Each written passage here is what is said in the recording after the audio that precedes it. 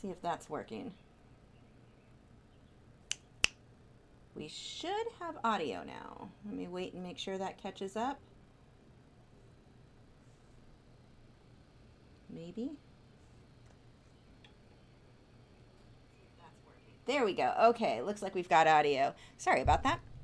So this ought to be interesting. I have has nothing to do with art story.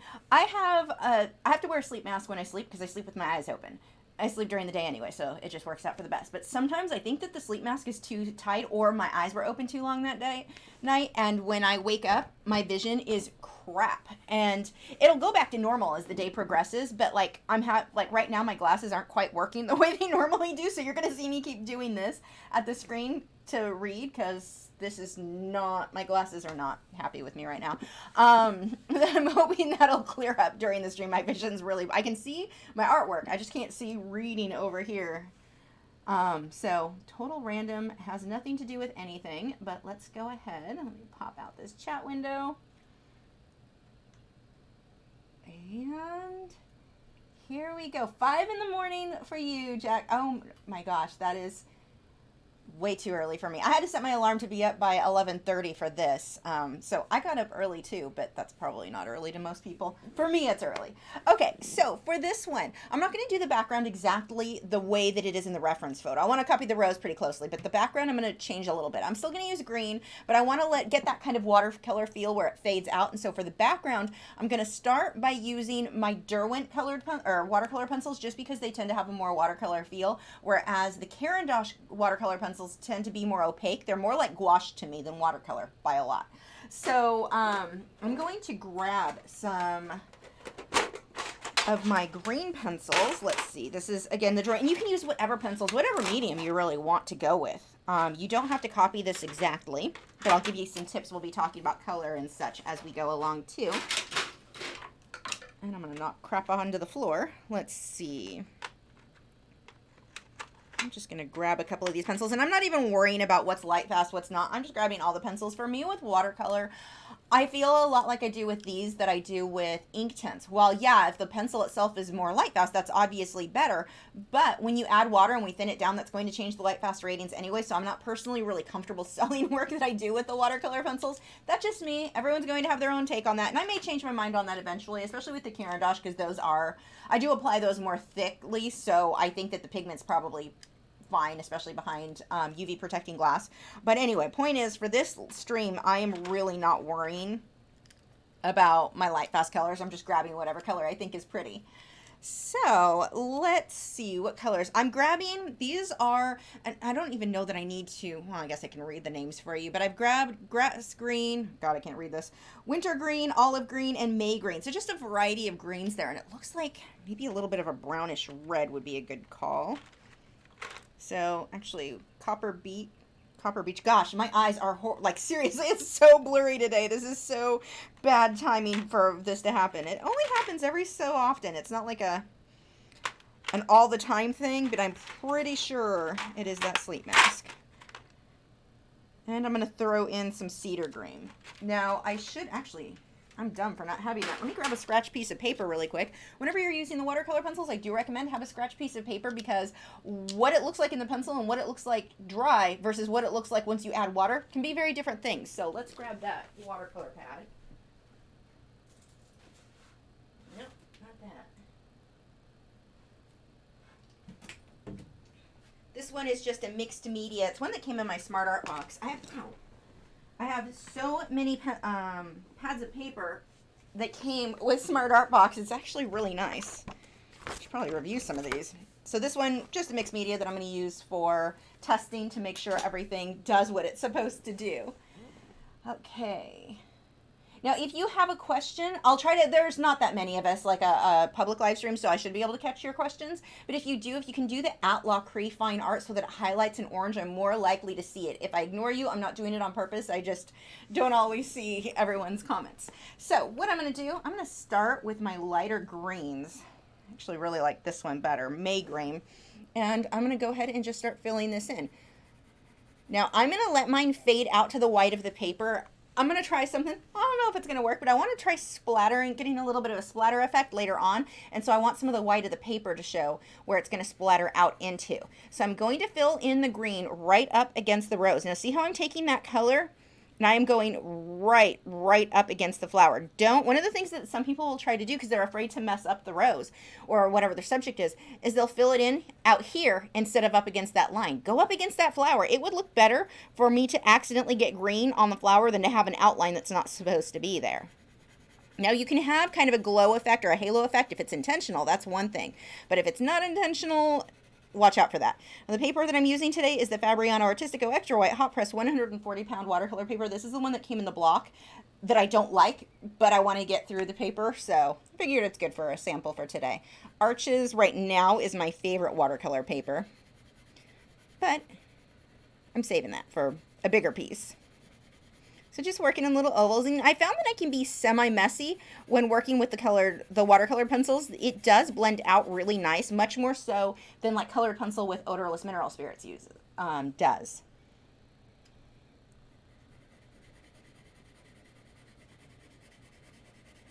But you want to use with the watercolor pencils, or if you're using Inktense, you want to use a paper that is a watercolor paper or is meant for water media. Like the Canson Me Tans would be a terrible choice. It's too absorbent.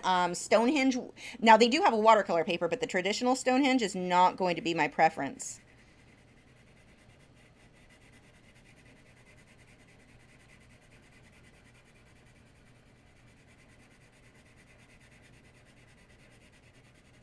Now I'm being pretty lazy, and you can see how I'm resting my hand against the paper. That is a bad habit. If this is something you're going to do that you really, you plan on selling or you really care about, put a piece of glassine under your hand. Glassine is the best way to go. Nothing will stick to it. It won't smudge or smear. Use a piece of tracing paper if that's all you've got. Use something under your hand so that the oils of your skin are not touching the paper.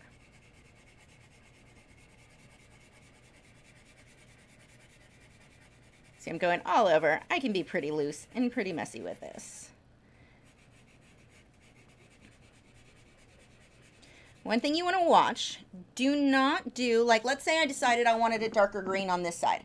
I don't want to just start with light green over here and dark green on this half of the stem. Make sure it fades from one to the other so it looks like the background goes all the way through and not like the stem is the cutoff point. And you want to watch that in general when you're doing any kind of portrait or anything where the subject has a different color on one side or the other, or like let's say there's a plant behind somebody but it's only on one half of their body and not on the other. You as an artist can make the choice that it probably would look better if that plant continued through on both sides of the person so it looked like it went right behind them and not just a chop off point start and end where the person is. It gets very distracting if you leave a definite start and stop point on your background like that goes halfway on the subject. Now it could come from here, wouldn't look so weird. If you have the stem here, and let's say I wanted a line where it's just really dark right here, almost like a stripe. That's fine. Just don't do that stripe right on that center line of whatever the subject is, because that's what looks weird.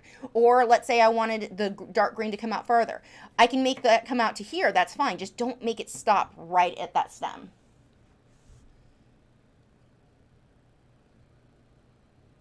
Let me make sure I'm not missing anything here.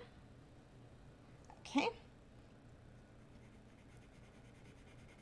And if you're watching through the link right on Patreon and you're not able to comment, I'm not going to see the comments over on Patreon during the stream. What you would want to do is follow that link. You can actually open it up in your YouTube app or on YouTube itself if you're watching on a computer. But if you go through that way, you'll be able to chat with us live. If you're chatting on Patreon, that I don't see. I mean, I'll see it later, but not right now.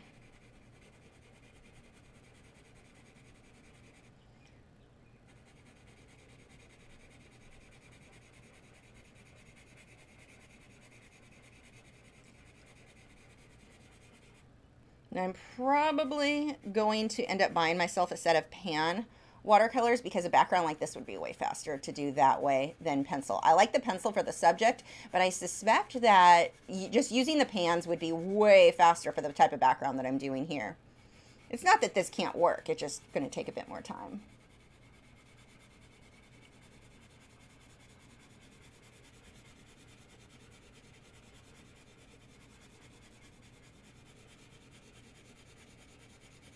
You don't want to push too hard because you can, sometimes those, if like the pigment really sticks to the paper, it doesn't want to blend out that well.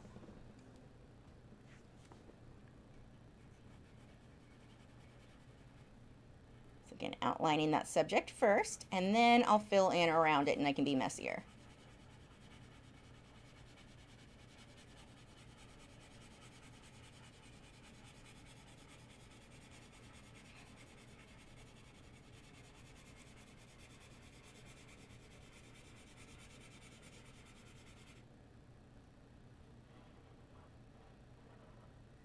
Now, luckily, because the white watercolor pencils are so opaque, if I totally mess up, let's say I put green way inside the flower, or even here, I've got some smudges, because when I did this initially, some of the pan pastel mess that I had on the, I have a ruler that I used to cut my paper, and it had some pan pastels on it because it was sitting under here at the time.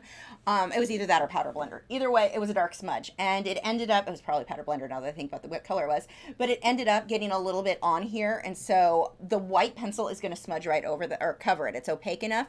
I really like the white pencils in both the Caran d'Ache and the Derwent set.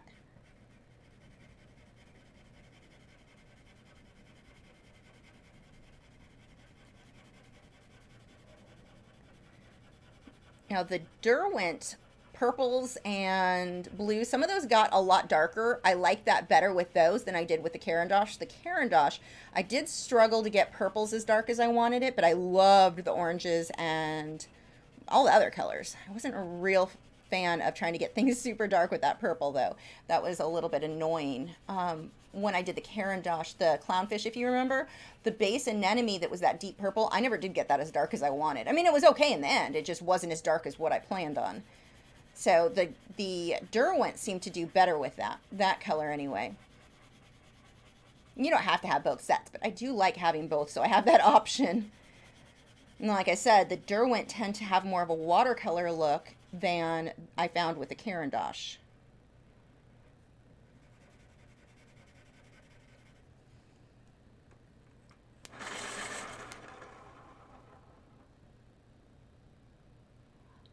Alex said the pencil does not look very sharp. Does it make no difference here? Not really. Not like it would with, now mine's sharp, but not like it would with colored pencil. With colored pencil, you need to get into all the nooks and crannies and all of that.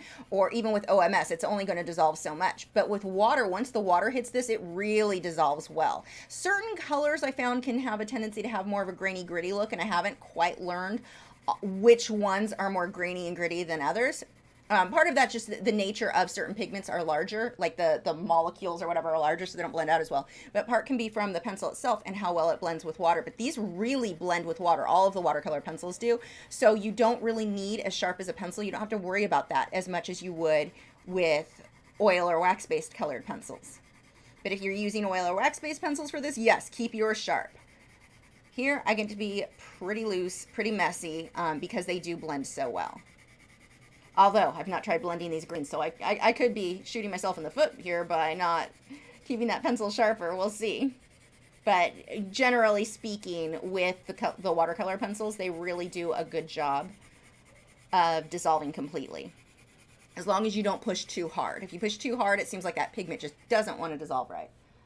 Let's see. Can I make masking fluid with these pencils, or can you use masking fluid? You can. It's not playing well with the newer batches of Fabriano, so it's not really worth me doing on this one, but you absolutely could if you wanted to. Like there's definitely, I mean, it's just the same as Inktense. There's no reason why you couldn't use it. I want it to really fade as I get out here, so I'm going to get much lighter, pretty loose, not pushing hard at all. Now I'm going to take another color. And if you're not keeping up with me, I mean, I know I tend to work fast. If you're not able to keep up, don't worry. You're going to be able to watch this at any point. Pause it, go back. All of that is fine. I'm going to use the olive green. Let's see. Have I tried the Faber-Castell? Not yet. I'm going to. I just haven't yet. I have not used this color at all.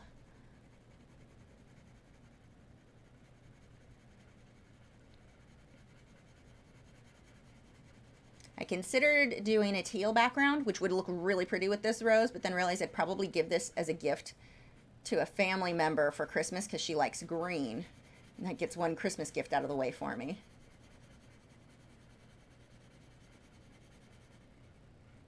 So one of the things that's really nice about being an artist, and I always loved, especially when I did the starving artist thing for so long, you still always had gifts for people. I could kind of double up on practicing and have a nice gift for somebody just based on the art.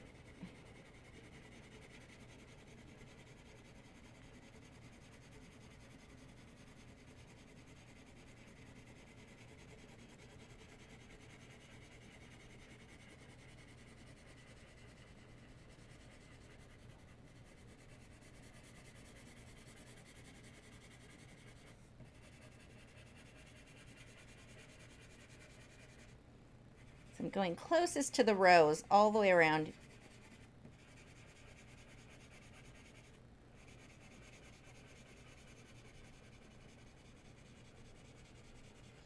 This paper almost feels like vellum.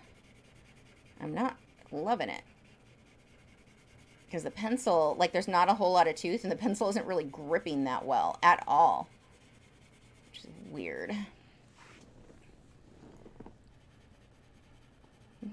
Really not in love with Fabriano anymore. I mean, I'm using it, obviously. I'm not going to waste my paper. But I don't think I'll buy more. It's okay. I found it was okay for colored pencil.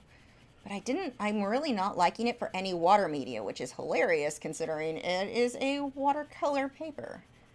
It warps. It's not, in this case, there's just not much tooth on this piece, which is odd because I've used the same one before and not found it to be this vellum like it's just so smooth, too smooth. Okay, I'm gonna go with a lot darker. I'm gonna grab my cedar green now. Sharpen that a bit. Really wanted to get this side. Here we go. That's a bit darker.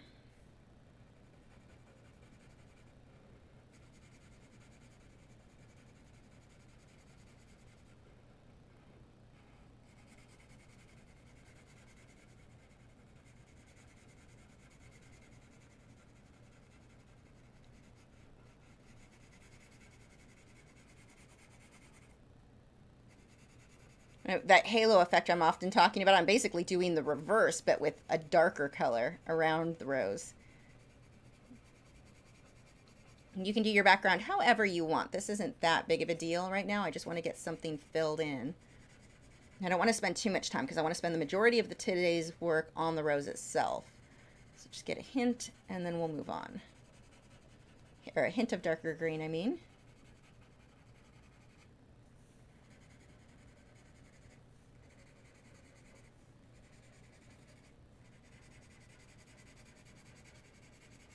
Okay, I'm going to go ahead and start with the water.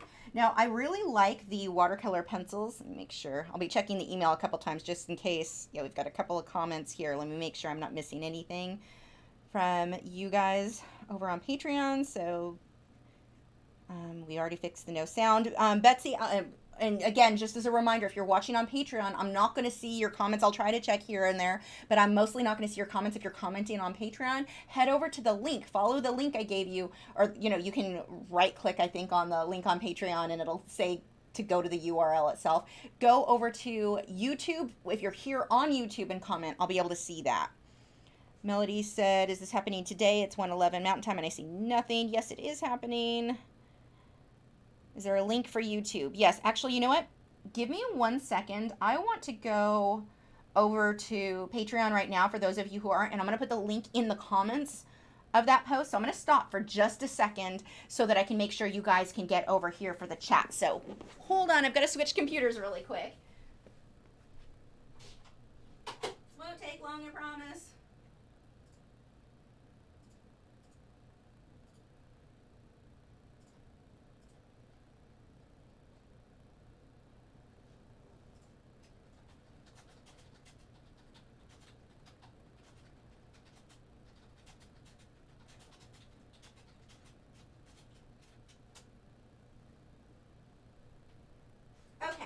So I just posted that link in the comments of Patreon. So if you are, you want to join into the chat, come on over here.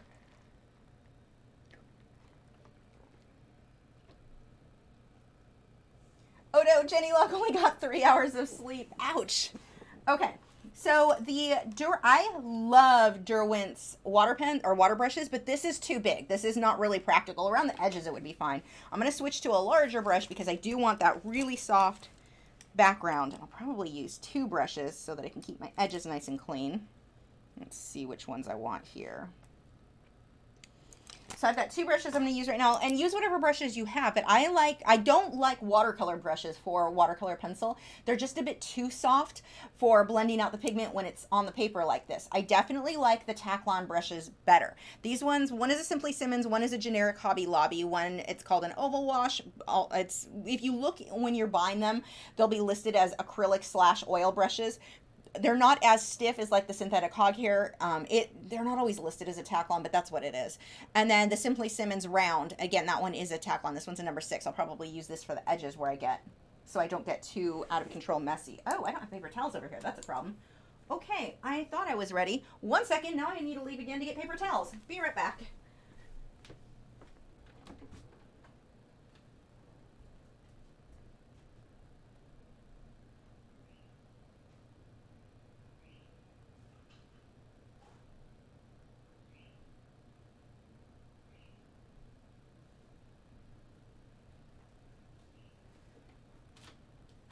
So with your watercolor pencils, same thing with ink tints. If you're using ink tints, always have paper towels ready. You don't want to just take a wet brush and go straight onto the paper. I will pretty much always dab that off. Let me move some stuff out of the way here. So what I'm going to do is dip my brush into the water, and then I'm going to dab it onto the paper towel to absorb some of that because I don't want it to be that wet. Now I'm going to also keep a separate piece in case I start to make it run. This is honestly better with watercolor. You have a little bit more freedom, I guess, if you're working flat, because the water's not as likely to run. But for me, in my back, that's not an option. So let's go ahead. I'm just going to go around that edge. Okay, this brush is probably okay. I shouldn't need to switch to the smaller brush then. Yeah, that looks like it gets a clean enough edge, and I'm just going to let that fade out. And what? There's like red on this brush, or purple. We'll rinse that out. Although that purple that just mixed in kind of looks pretty. I am not unhappy with that. Now it will reactivate to an extent. So like if you're using ink tints, once that dries, it stays put. With watercolor, it will lift a bit. And how much it lifts largely it has to do with the pencil, but it also has to do with the paper that you're using. Some papers seem to lift a lot better than others.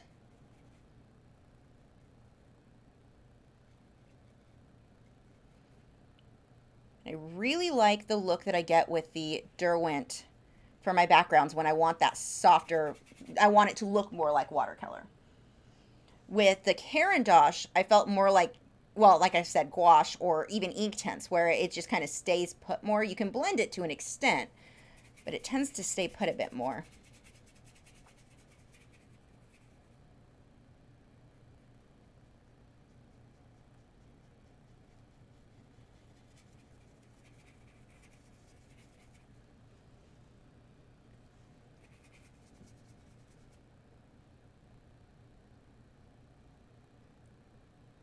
Just blending out those edges so it's not too harsh where it was dark.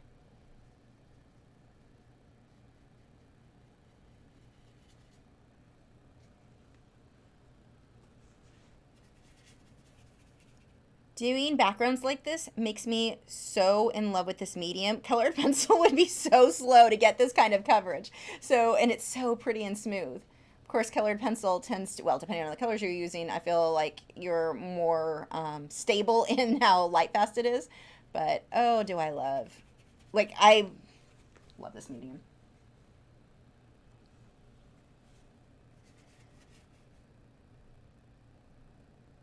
And if I want to go darker, I can layer over it. But whatever color, when you layer with watercolor, now you will have a difference too. I know the Faber-Castell tends to be more permanent. It doesn't lift as much. But you can layer darker on top of it. If I wanted to go darker, I can do that. I can get the color pigment, keep layering. But it's going to mix in to an extent. So like with the purple that I was talking about on the clownfish, that I did with the Caran d'Ache watercolor pencils. One of the problems that I had with that is it just kept you know, mixing in with what was already there, so I wasn't really laying down additional pigment as much. It wasn't really getting darker. Inktense would get darker. The I found that or so far, most of the colors, now there may be colors that are an exception to that, but most of the colors with the Derwent, I was able to build up to get a lot darker. But some of those, like, it really was just the purple, I guess. I was able to get pretty dark with other colors with that clownfish.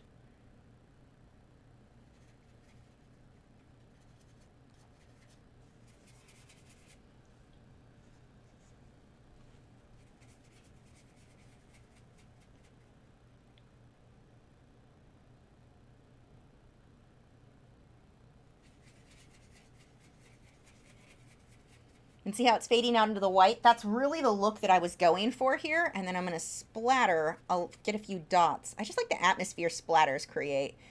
If I can keep them from getting too much on the rose. That's going to be the challenge. If it gets on it, it's not a big deal. I'll cover it with the white later.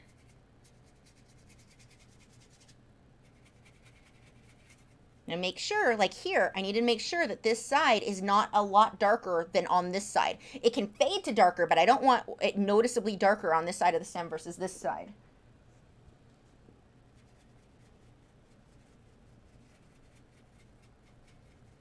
I thought I would end up having to do multiple layers, but I kind of like how this looks. I think I'm going to leave it pretty light for today's. I am pretty pleased. Okay, so I'm going to dry this. I'm going to use my hair dryer. Right now my paper is really starting to warp, and that hair dryer is going to help pull it back into place. So plug your ears.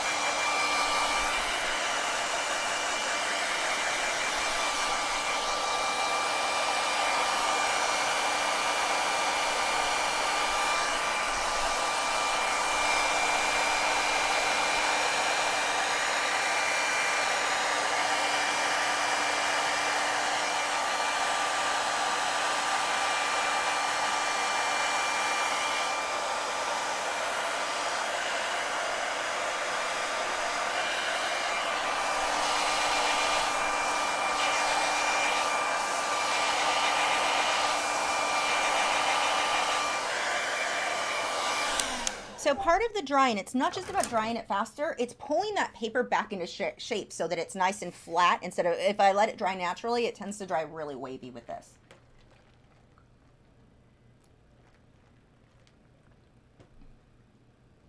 Don't worry, Maya, your ugly stage that will work its way out. Okay, so what I'm going to do for the next attempt, I want a stiff brush.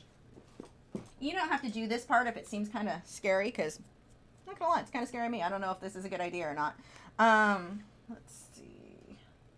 Move some stuff around. I keep dropping water on my phone. Good thing it's waterproof. What am I looking for? Oh, dropped it on the floor.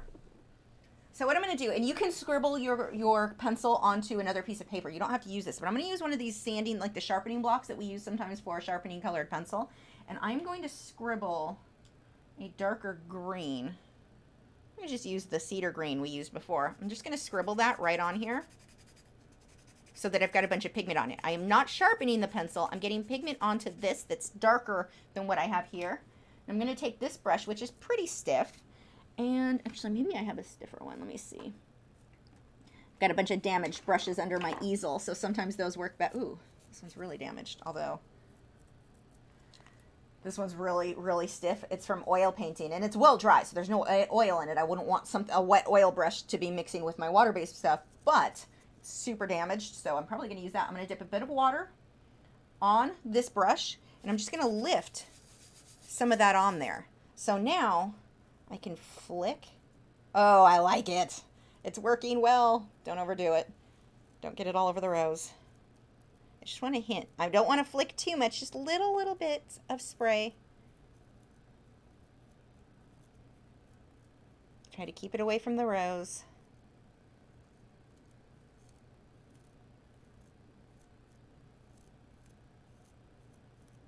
Oops, a little bit is getting on it, but that's okay.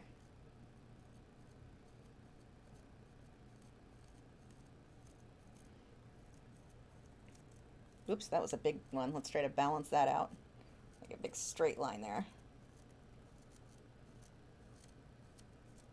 Okay. I am really happy with where this is starting out. Okay, I'm gonna rinse the water or the paint off my finger, rinse out that brush, and we are ready to start the flower. Can you mix watercolor pencil with Inktense? Absolutely. They are both water-based products. They definitely can be used together. You just want to remember that the Inktense is going to be more permanent, so you're not going to get the lift that you can with watercolor pencil. Although, like I said, some watercolor pencils like Faber-Castell, is, from what I understand, does not lift well. Like, it's more permanent, so it just depends on the pencil. But yes, you definitely can mix the two. Okay, on to the rose. I'm going to start with this center petal. Now, whenever you're working on flowers, try to think of them as abstract shapes, not... if you try to look at it as a whole, I'm drawing a flower. Your brain tries to take over and change what it looks like because it's trying to force it to look like a flower right from the beginning. Look at it as an abstract shape. That didn't come out right. Flip it upside down. Flip your reference photo upside down if you need to. It'll help you notice things you did not notice before. But if you can focus one petal, just look at it as an abstract, that you're just trying to copy that abstract shape as much as possible. When all the petals come together, it makes sense. But you've got to break it down. If you try to do, let's say I do a whole wash, I paint everything pink, and then I try to work on all the petals as I go along, because that used to be how I worked. Things didn't look very realistic, and they get very overwhelming. Break it down, one little petal at a time. Like I said, I know I work fast. I don't want to be here for 7 hours today. So just pause this where you need to. If I start moving ahead, work on that one petal at a time. Okay, let me put my Derwent pencils away. I'm going to switch over to my Caran d'Ache just because I love the oranges in that set and pinks, and that's largely what I'm going to be using here.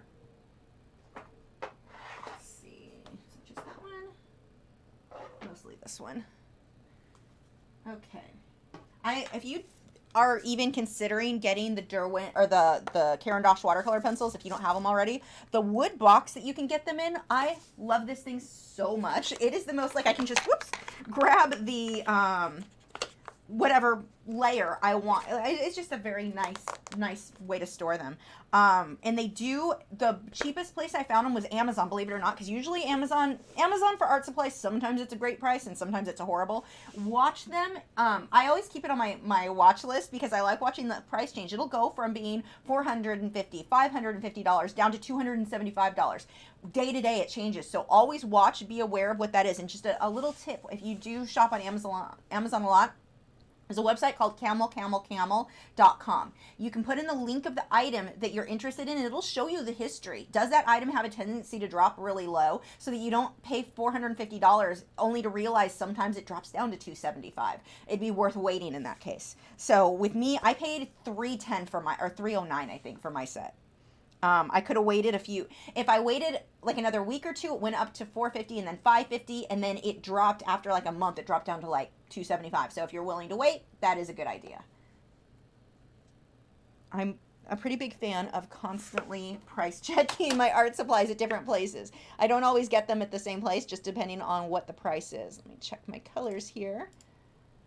So that is what I like to do is use Photoshop, and you guys have seen me do this before, and color match different things just to get an idea of what color it is. So if you're struggling and you're like, is that more of a cool yellow or a warm yellow? Use Photoshop, the eyedropper tool. It's something that I talk about a lot. I've got links in videos. If you look up Lacree and Photoshop, I've got links showing you exactly how I do this for color matching, or Lacree and color match, that really help out. Okay, let's see. Probably going to use this guy. I'm just pulling out some pencils that I'm likely to use. And I'll let you know what colors they are in a second. And again, you do not have to use the same pencils or the same color as me. What we want to worry about more are our values. How light are our lights? How dark are our darks? Because that's what's going to make something look more realistic. Now this one's really interesting because I have a lot of really warm and really cool pinks in it.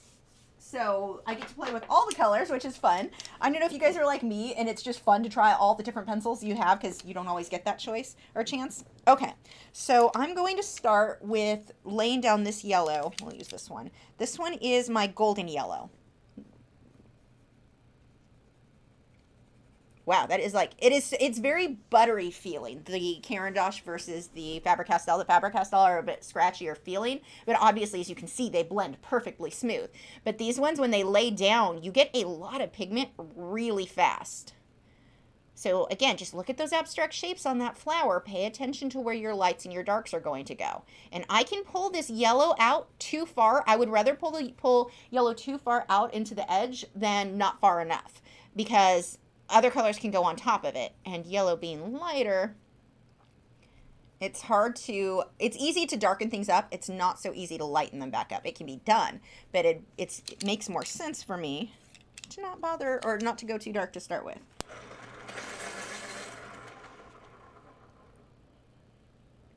This cornelian orange is kind of a burnt, actually that's not very bright. I'm going to switch to this reddish color. Now I'm sharpening the pencils because I do want a fine point. This is vermilion. I'm going to go ahead and line this edge because this is actually pretty harsh and it's a little bit wavy. So I don't need to have this being perfectly smooth. I don't have a thick line here, so we'll thin that out. It gets thicker here, darker. Now when I blend this, I'm going to want to blend my yellow first before I jump into the red. If I jump into the red areas, it's just going to take over the yellow. Red wants to take over everything. Get where that folds out. Another dark there. I'm actually going to probably do these two petals. This little corner one I may as well do right now too. It's a small enough area. Just after I tell you guys, we're one petal at a time, but this is small, like really small. I'm just going to go ahead and include that. Sharpen this orange. So this orange, now I'm light cadmium red. I'm going to go for the inner lighter areas. Now I've got to remember that's going to blend in with the yellow and give me that warmer color. Actually, I'm going to pull that yellow up all the way to the red. And then lay the red on top so that I get a nice transition.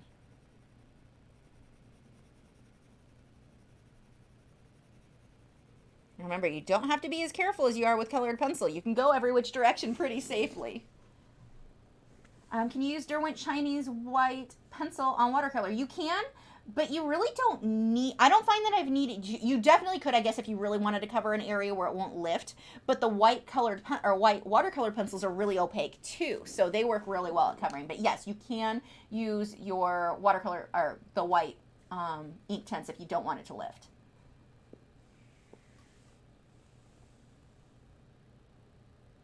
Let's see.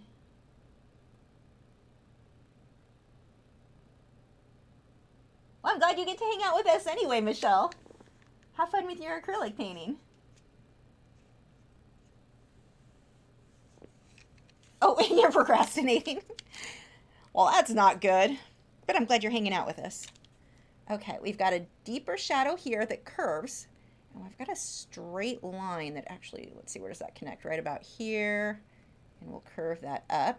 Now this sort of thing matters. Pay attention to where I'm putting the shadow. It doesn't really matter so much which color I'm using. Like I could use a different orange as long as it's darker in order to make this petal look three-dimensional. One of the problems that we have is art comes out looking very flat. We don't want it to look flat. We want it to look three-dimensional. We've got to pay attention to where these shadows are going to go.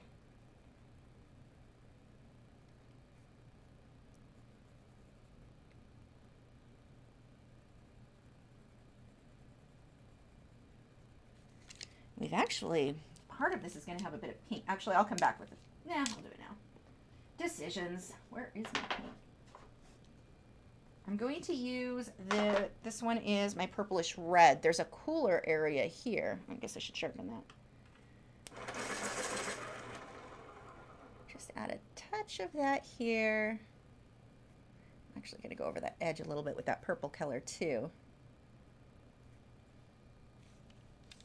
Okay, I'm going to go ahead and do blend this layer out. I'm actually going to switch over to my water brushes. Which one is this? I guess you'll work. This is the dirt round. I just have to make sure it's clean because it looks like the tip is stained with blue. So see, I'm starting with the yellow. And then I will move into the reds. But I'm going to dab every few brush strokes. I'm going to dab that because I don't want that red to go too far into the yellow. So if I want to keep blending up, I want to wipe some of the red off that brush, or it's just going to smudge too far down. And if you overblend, you will end up with everything being medium. You won't have your dark and you won't have your light. It'll just be a muddy mess.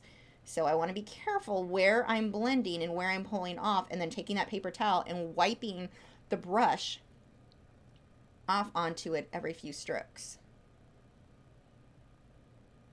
Because you will drag that color, which is a good thing, but it can also be a bad thing if you're not being careful. Another problem I know I always had is you start blending something and you're like, wow, this looks amazing, so that must mean I need more blending. No, don't overblend things. If you overblend, that's where you get that, you lose your light and your dark. You just have one medium. Just a little bit. Just get rid of the pencil strokes. Let that dissolve all the way. I'm going to let that one dry. Now, I can actually, yeah, I'll just go ahead and use the hairdryer. I was debating on if I wanted to start another petal while I let that dry, but let's go ahead and dry that.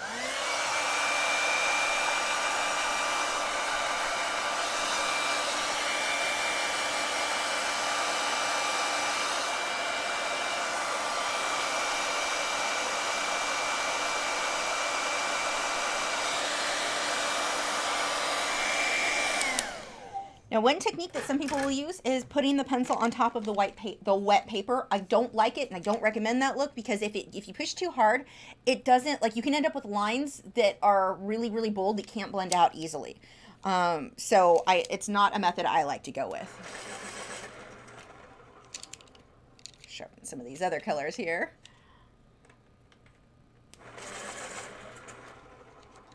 Let's see. I don't think this. I guess this will work. They don't have, as much as I like a lot of these colors with the Derwent, or I'm sorry, with the Faber-Castell. Let me see if Derwent has a better pink, or other pinks that I might include with this. Ooh, yes. Let me see, though. That might actually just be the same as this. It's slightly cooler. When I say cooler, I mean it's closer to purple on the color wheel than it is to red. Or to orange, I should say. We might use both of those. Okay, so this is going to work. Which watercolor pencil I use is going to be very similar to how I choose my colored pencil. Sometimes it's based on, do I want it to be more opaque? If I want more opacity, I'm going to go with my Caran d'Ache. If I want it to be more translucent, then the Faber-Castell is a better way to go. And it's not that you can't make the Caran d'Ache translucent. It's just that one's easier to make that happen, I guess, than the other.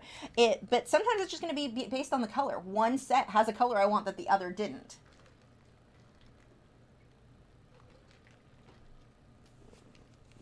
Also, Stash Blueberry Herbal Tea, strongly recommended. It's so good.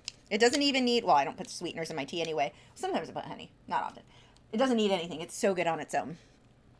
Random that has nothing to do with art. Okay, actually, I don't need a ton more. Let me see if I've got a deeper red. Which two reds do I have here? Ooh, those are really close together. Oh, they're the same color. There's two in that. I'm like, I can't tell the difference. There's a good reason I can't tell the difference. They are both scarlet. Some of the Caran d'Ache set, it comes with 76, but there's only, I think, 72 different colors. You've got some doubles. I think they did that to make the box a certain size. I could be wrong, but if I had to guess. So I'm using scarlet here. I would have felt stupid if I looked at that and said, hey, this one's definitely different when they're both the exact same. So just shading a little bit of red. I want to deepen this up. Now, you may be tempted when you think that you want something darker, grab your black pencil. Don't do it. Sometimes, yes. But in this case, I mean, there's a couple spots where I could see black might work, but I don't think I'll be surprised if I end up using it, because I'm pretty sure I can achieve better results with deeper purples. And in this case, I'm shading with red. I'm shading the yellow with red. Don't jump straight. Don't always think that black is the way to darken a color. I mean, it will darken it, but it will also, it gives, a semi-flat look, and that sometimes is what you want, and sometimes the black isn't black if you add other color with it. But in this case, up against yellows and oranges, black is not a color we want to jump to today. If we use it, it will be very sparingly. I need white.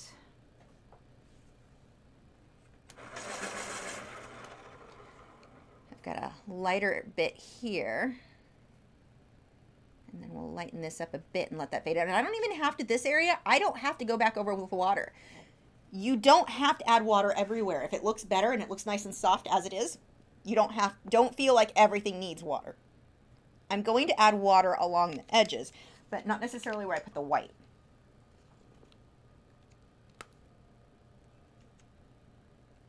So again, using this guy.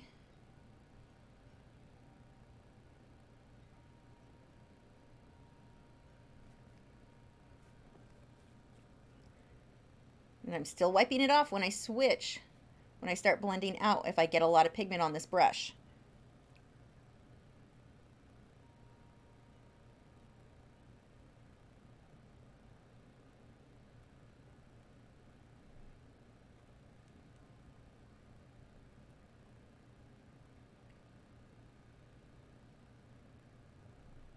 And this guy, I actually do want to pull that red down into the orange a bit more. I'll have to darken it later.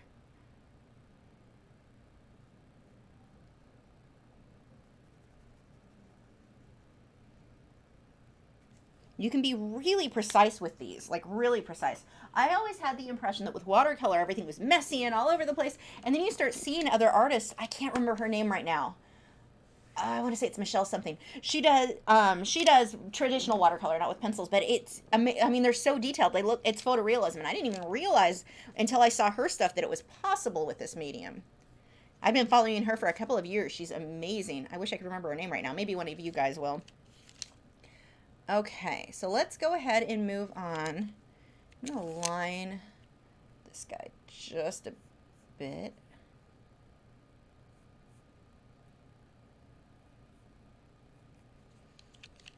Which leaf should I work on next? I may as well move back, that'll be fine. So let's switch to one of my pinks. So this one is a cooler pink. I'm going to use magenta, pink, and white. And the pink that I'm going to use this time, there's a hair on my nose. It's itching me like crazy. The pink that I'm using is the Pink Madder Lake from Derwent because it's a little bit cooler than the light pink that I've got with the Caran d'Ache. Let's see if there's any other colors that are suitable. Ooh, I will use this later, but not this petal.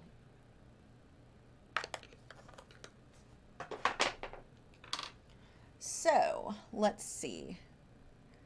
Let's go ahead and do this guy. Looks like I didn't draw out one of the petals. There's another one that goes out there, but that's okay. It's one of the things I like about painting flowers. If you miss a petal or if something's in the wrong place, no one's going to know. I mean, you guys will know because you have the reference photo.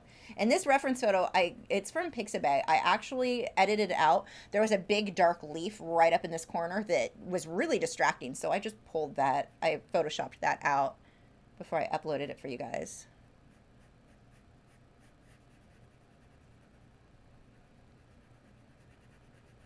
You can see my drawing was a little off. I can see here, this petal, if I look at the reference photo, needs to match up right about here on this flower. So when you're drawing, even if you, like in this case, I traced this, but my tracing was off. I did it really sloppy, very loose. You want to check your work against itself. In this case, I can look at my reference photo and go, okay, this petal actually needs to come and meet up with this. Now, on a flower, not a big deal, but if you're working on a portrait, it's a good habit to get into because noticing that sort of thing is going to make a really big difference in your work. Jackie, these are, or Jackie, how do I say your name? Can you write that out for me? Jack. They are, some of them are light fast, some of them are not, but once you add water, those light fast ratings are going to change depending on how much water you add. So that's a little scary to me. And it's just, all watercolor honestly is like that. So with the Caran d'Ache, a lot of the Caran d'Ache are light fast. Like it's actually a really good set as far as that goes. But like I said, once you add water, that's going to adjust that a bit depending on how much water you add. So it's very hard to figure what the actual ratings are because you don't know how much water any given artist is actually going to use. I'm going to add white just so that it blends in and stays soft here.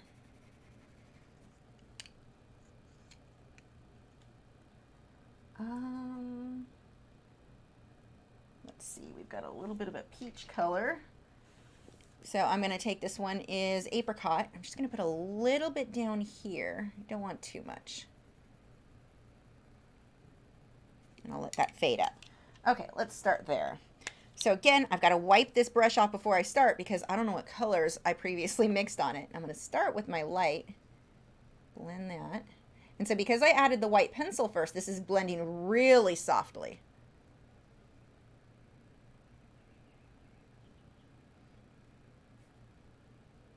Now in this case where I keep talking about this is a cool pink, this is a warm pink, honestly, it doesn't make that big of a difference. Like, it's not the most important thing for you to worry about. Worry about your values, get it dark enough, light enough. That's what matters the most.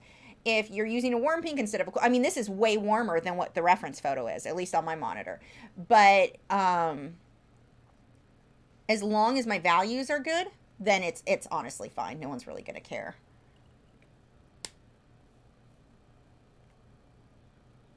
Jack, okay. Now hopefully I'll remember that because I know you watch the live streams a lot and I keep feeling like I'm saying it wrong. Okay. Next petal, I'm just going to leave that alone. It's not even warping. I don't really need to dry that. I'm going to do the next one over because it's pretty much the same colors. He's got a little petal behind here who shows. I'll just fill that in. Oops, wrong pencil. Go a little bit darker in this section, this little corner, and I'm going to let that fade up into the pink. And this color, again, that's the purplish red that I'm using for, you'll hear me call it magenta. Purplish red is the actual color. And I'll say this a million times, I'm sure, in this video, or this live stream, but you do not have to use the same colors as me. Please don't feel like you do.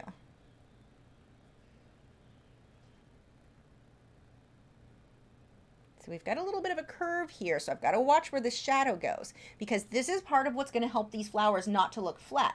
It's going to look like it's slightly bulging, rounding off in the back. And as far as light or cool, what is warm versus cool? Warm, basically, it's closer to yellow. If you look at the color wheel, I mean, it depends on the color, but closer to yellow. So let's say it's a warm orange. A warm orange versus a cool orange. Warm is going to be closer to yellow on the color wheel, whereas a cool orange is going to be closer to the red on the color wheel. Like, is the closer, if you look at the purple at the top of the color wheel, any color that's closer that way versus the yellow on the bottom, as you move closer to purple in any direction, that's cooling off that color. If you move closer to the yellow, going down on the color wheel, that's warming up the color.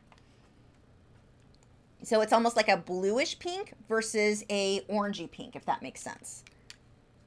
And if that completely does not make sense to you right now, don't worry about it. It's not that important. If you're at a stage in your art where that doesn't make sense, the thing that you should be focusing on are your values. The values matter more. The more you paint and draw, the more it's going to make sense when people use the term warm or cool. You're going to see that in your work. But don't stress yourself out about it right now. If you're newer to any of this and it doesn't make a ton of sense, it's one of those things that no matter how many times someone explains it, until you paint and draw more on your own, it's not going to make a ton of sense. Once you start experiencing it in your work where you're drawing, and you're like, oh, that's kind of an orangey yellow. Oh, that's what she was talking about. The orangey yellow would be warm. A green yellow would be cool because it's closer, you know, moving the opposite direction on the color wheel. But don't feel like that it's not that big of a deal. I mean, not right now, not at this stage in your art.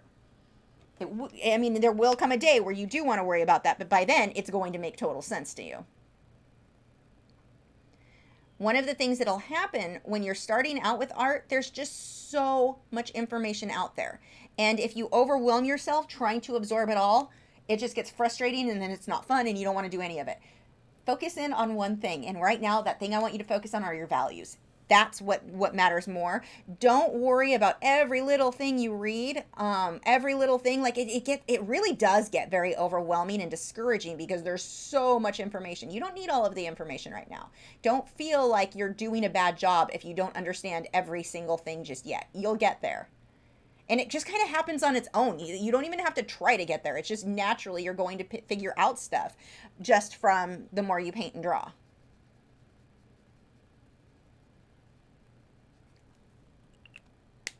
So for me, this one is too cool now. It's got, see how it's like a purplish pink? That I would consider too cool. When it dries, I'm going to put a yellowish tone over it a bit. But I'm going to let that dry, and actually, let's just use the hairdryer. Plug your ears.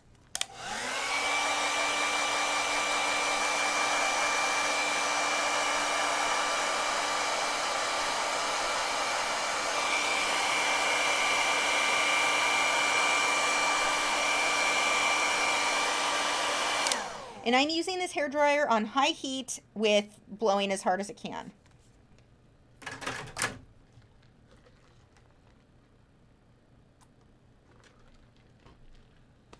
think my lid is leaking with my tea there. Okay. So I wanted to cool this off. Actually, I'm going to warm it up. I'm going to switch to the pink Caran d'Ache because this was a slightly warmer pink. And I think if I just layer this over, it's going to give me a nicer, rich tone. I need to get more of a shadow there anyway.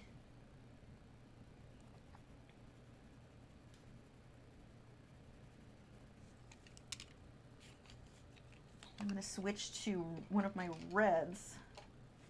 Oh, which one did I grab? Scarlet, for that deeper shadow right in here. You can hype up your contrast. I would rather see too much contrast, and I usually will intentionally hype up my contrast for my reference photo than not enough. If you don't have enough contrast, your work is going to be very boring.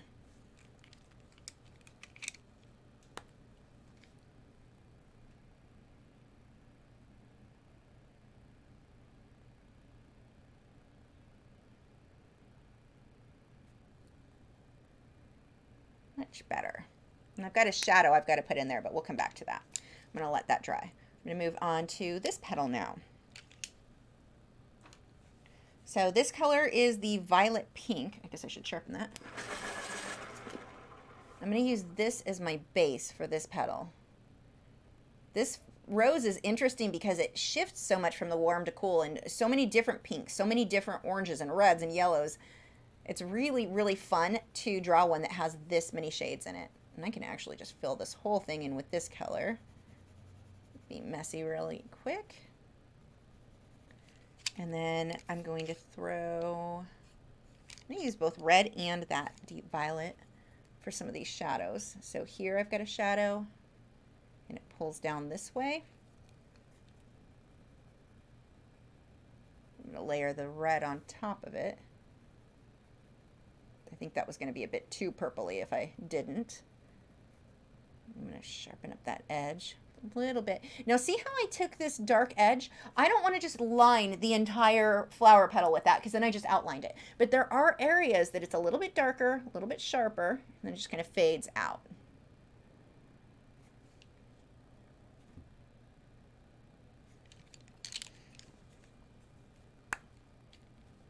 And here, actually, this looks like it's got a bit of peach or apricot in this one. I don't know my fruit, apparently. Just going to put a little. Maybe it didn't need to be there, but I think it'll look nice. Just remember, don't pull your darks too far down.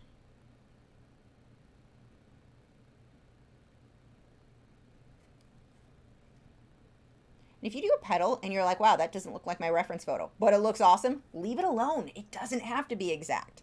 That reference is just a reference. You're not married to it. It's okay to stray away from it.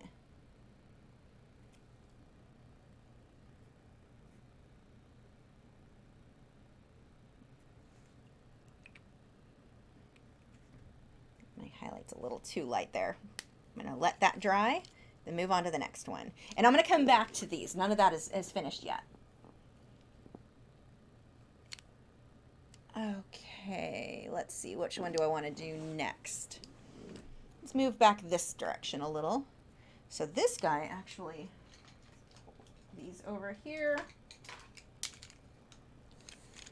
So we've got this peach color. I'm going to start with that here.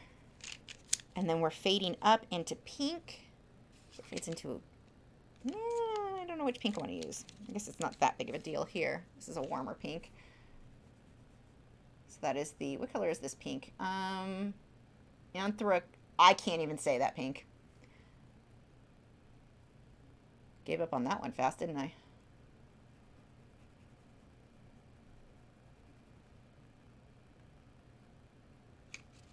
I'm going to take the deep violet for part of this. It's got this little fold right here.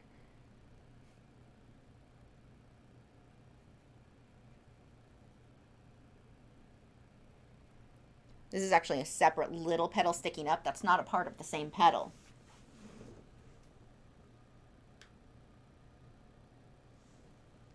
Hey, my eyes cleared up. I just realized I can see what you guys are saying now.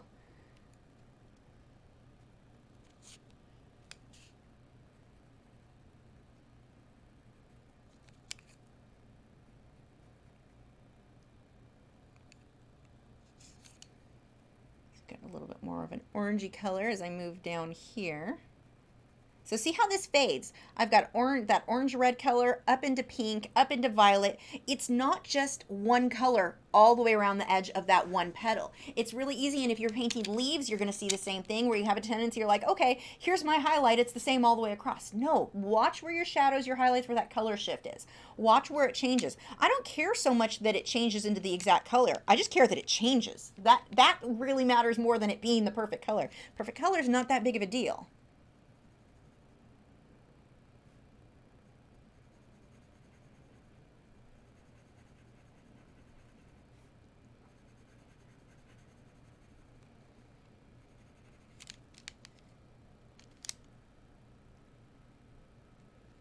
Variation is going to make things look much more natural than trying to make things too uniform, trying to make things too exact.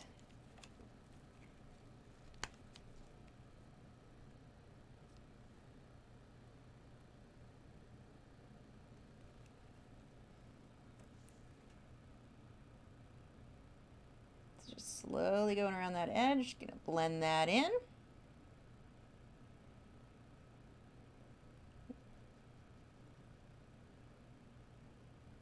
I think I'm a bit too dark. I'm definitely too dark on this edge. It's okay. When it dries, I'm going to go over it with a white colored pencil. Or I keep saying colored pencil, white watercolor pencil. There is a difference. Okay.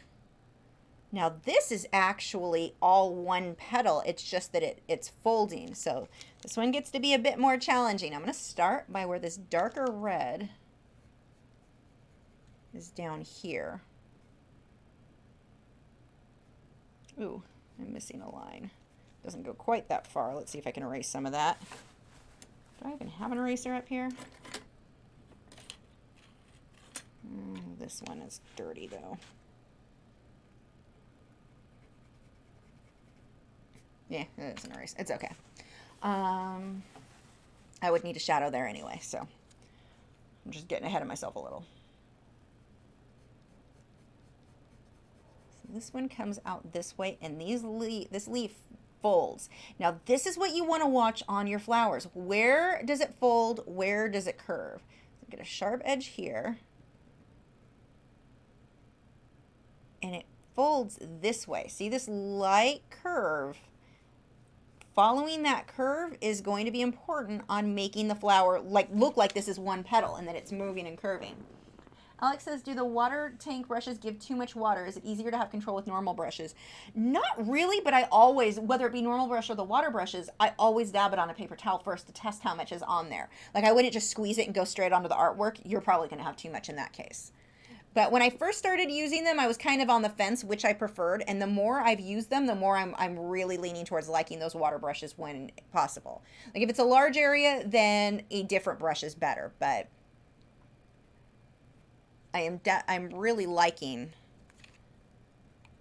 the convenience of I don't have to reach over and dip it in the water. I can just grab the brush. It's right sitting on my easel. So I think that's the convenience part that I like so much. Because you know it's so hard to turn over and reach a foot away. Wow, I'm lazy. So we're going to pull some peach onto this one. Actually, we've got a bit of a dark line. I'm going to use the violet just for this line here. A little bit into the deeper part of the shadow, and then that's going to fade into the orange. Actually, which orange do I want? I'm going to fade that into the really bright orange, which is the cadmium red.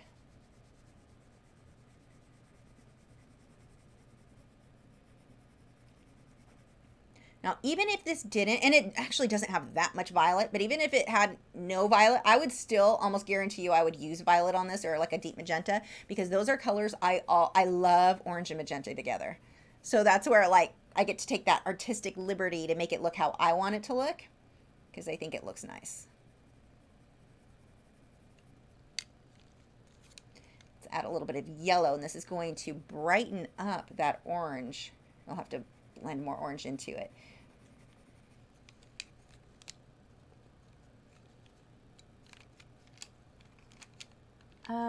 Jacqueline said my watercolor pencils are Faber-Castell. Are they close to yours? Yours are going to be, I have not used those. My understanding is they're a little bit closer to Inktense and that they're more permanent, so they're not going to lift as much. But close enough.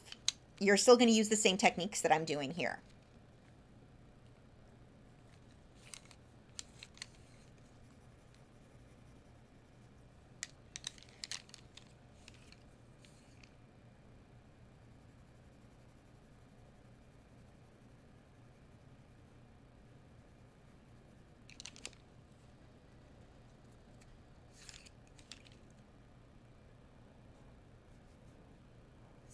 I'll see. Now this orange needs to be super bright, and it's not an orange that I just have that color of. So what I'm going to do, actually I might, Derwin, I didn't look, but I'm going to add the purple, and then I'm going to add my orange on top of that and let those blend together so that it's a bit more of a glowy orange. And that's the thing with this flower. I want to have that glowy look to it. It's one of the things that drew me so much to this reference photo. I'm going to layer the darker orange right over that magenta even more down here, where this is going to be way darker. And it will be darker here along that edge. Oops.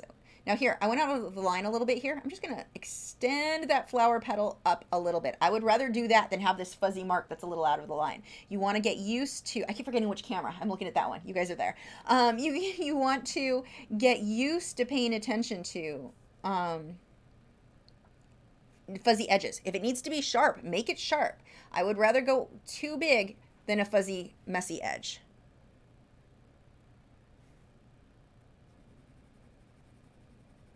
So here I pushed a lot harder. That line is not going to go away, which I don't want it to. I want it to stay a bit harsh. So switch to magenta here. Okay, let's blend this out and see where we're at and see what I want to make change after. So I'm going to start with that yellow and then blend into the oranges and let that pull down. Oh yeah, this is going to need to go way darker here. Now with watercolor pencils, it's the same as Inktense. It's, well, same as colored pencil too. It's better to go too light than too dark. You can easily go back and darken stuff. But if you go too dark to start with, it can be really difficult to get things back to where you wanted them to be. It can be done, don't freak out if it happens, but it's easier just to go too light to start with and then have to go back and make changes as needed.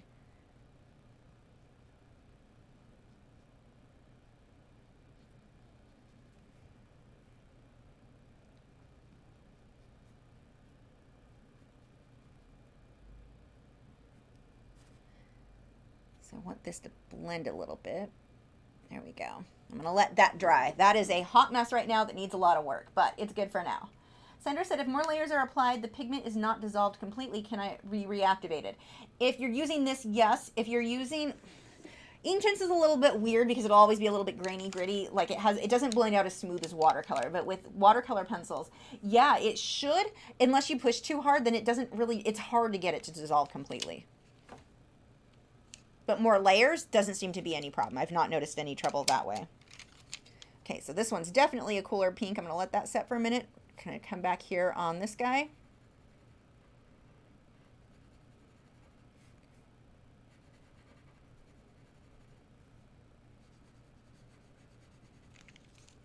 So for the shadow, I'm going to use my violet, and that's going to give me that cooler color. This is interesting. I've got a section I seem to be missing a little bit here, so I'll have to add that as I work my way through. Or, yeah, no, I do want to include that. Decisions. I've got to create a leaf or a part of a petal that is coming up this way. This extends out. I'm missing part of that line.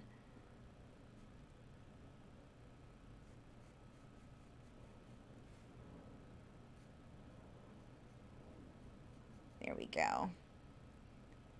It just sticks out a little bit there that I was missing. I'm going to put violet and pink, and I'll probably need some white over that. That's going to take a couple layers to fix because I'm going over the green. And let's see. Then this same leaf that started out with cool pink, or I say leaf, but same petal, switches to a really warm orangey pink.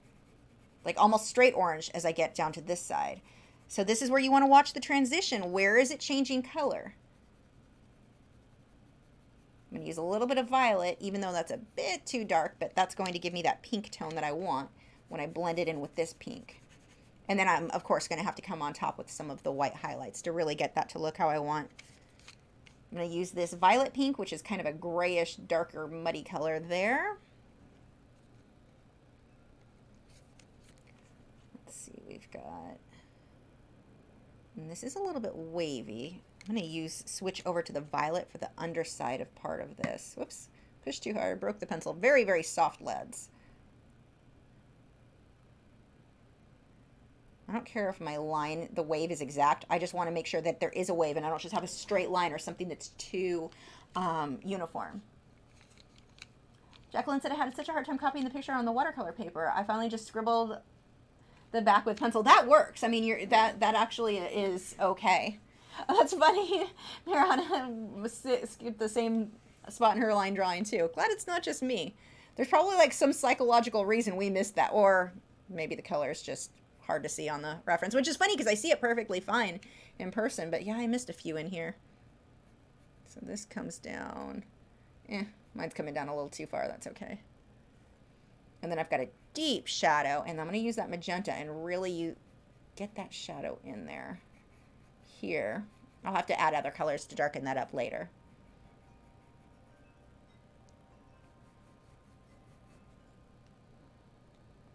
And then I'm going to switch to red. See how many times I'm... Actually, that's more orange. Where's my red? So how many times I'm switching red, orange, on one petal. This is what you want to watch. Variation. When you are painting something that's realistic, variation is just such a big deal.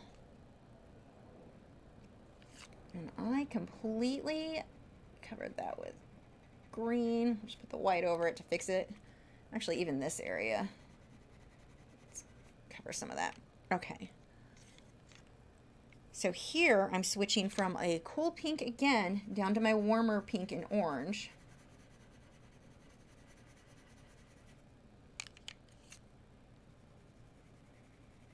So I'm going to just jump into one of the oranges. I'm not even paying attention to which orange. I'm just grabbing one. As long as it's orange, I'm happy. Get a medium pink in between.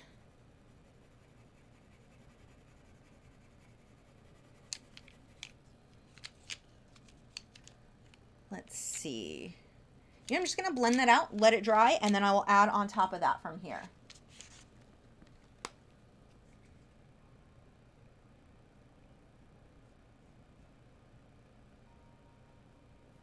Yeah, depending on the watercolor paper you're using, if you trace like over the computer monitor or with a light box, if it's 140 pound, I don't have any trouble seeing the lines. If I switch up to 300 pound, that I can't really see through very well, and then I usually switch to a projector.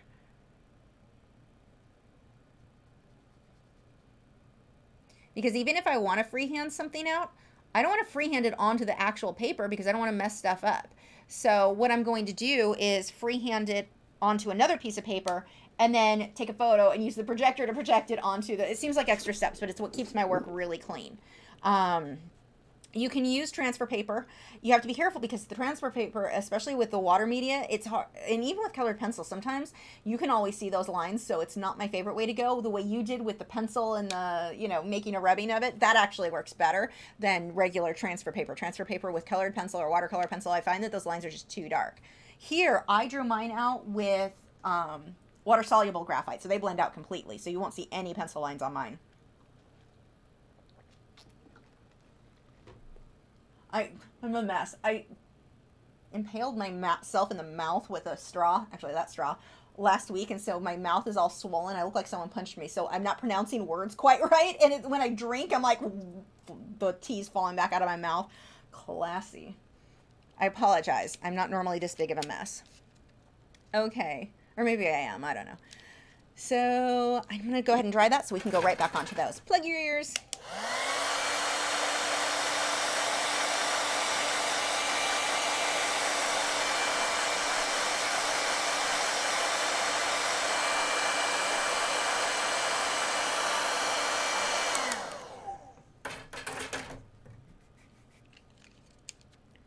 So now I want to start really darkening up some of these. Now it'll seem scary because I'm right up against white. It's going to feel like I'm not going dark or like I'm going too dark, but the reality is I'm not quite dark enough. I've got to darken some of this way up. And in my case, because I like contrast so much, I'd rather it be darker than what even the photo is. So I really want to come back through, and I can come back and darken it up again. If that's too scary for you, wait until you fill more color and then go back and darken things up. Just make sure that you do go back and darken it, because one of the things that'll happen too is you'll get it mostly done at that stage where you know you were supposed to go back and do stuff or change stuff, but you think, oh, it looks good enough now, I'm afraid to mess it up, so I'm not going to. Make sure you do go back and make those changes. It'll make a big difference in how good your work looks.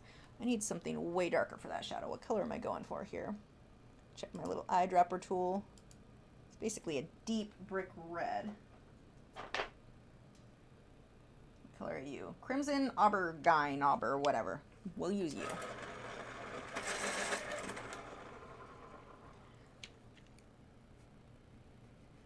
Oh, that's nice and dark. So see, again, this was an area where I might have looked at and go, okay, I'm going to use black there. I'm not going to need it. This color is perfect. Especially once I add water, that'll be much darker too. Really light up here. I don't want to just put that shadow all the way across. Pay attention to where that shadow is. Where does it fade out? Where is it a deep dark shadow? These things seem minor and like they're not a big deal, but those are the things that matter so much more than the color. Where is your shadow? Where is your highlight? Are your darks dark enough? Your lights light enough? You could do this whole thing in purple and it'll still look realistic if you've got your values right. Okay, let's see. Let's get some more pink in here. I definitely want more pigment.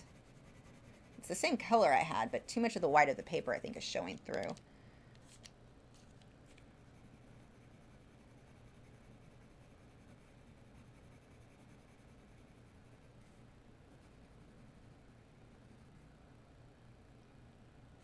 I want an orange, so I'm going to switch colors again. This one is my light cadmium. And I'm going to pull that right in here. I'm actually even going to layer some yellow so I get a bit of that glow.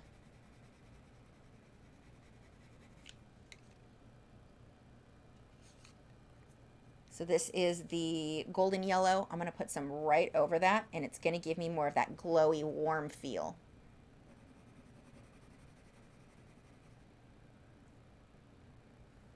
And this whole section is just way too dark. Or light, I'm sorry. So let's pull, this one is Cornelian. Cornelian? Yeah, Cornelian.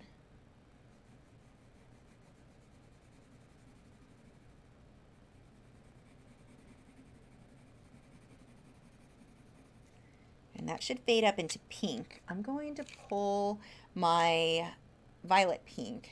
It's kind of a dusty rose color, which I think would have been a better name. And I'll need a white highlight, but I'll do that after it dries.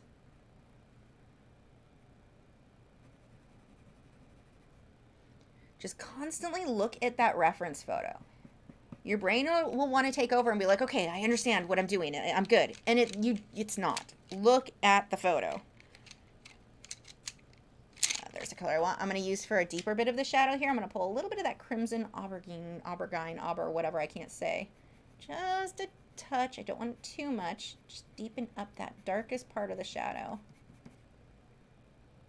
I'm even going to use a little bit on that edge. Just a little. And again, see how I'm not outlining? I'm not just taking this dark color and going all the way around the edge, because I don't want it to look like it's just outlined. Just a little shadow on part of the line. Really watch where that goes. And this shadow needs a little bit wavier. And let's see. I think I can darken up some more of this with the red still, or the darker oranges, especially around this area. And it lightens up into more pink, so let's pull some more of the pink here.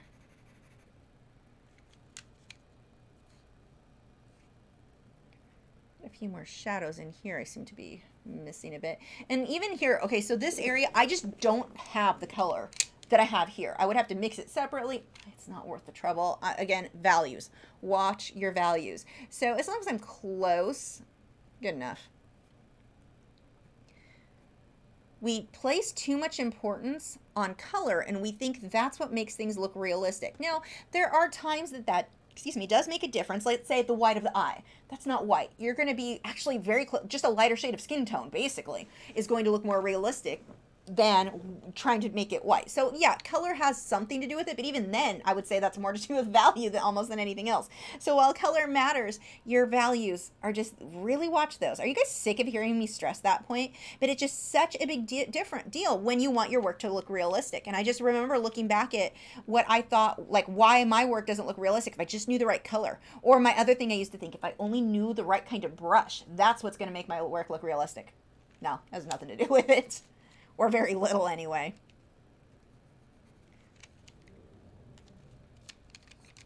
Take some white here. I'm going to go ahead and put some right now for the highlight. Keep catching myself when I'm doing like little precise things. I start whispering. I apologize. My brain is just like not processing that right. Okay, let's take some of the white here.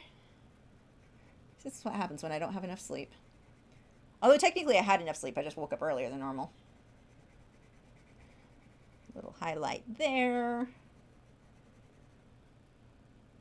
Okay, this guy needs some shading, just a touch.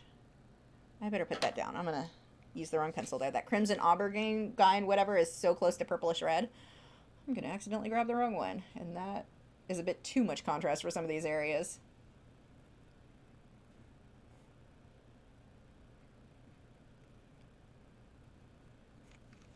Okay, let's blend this.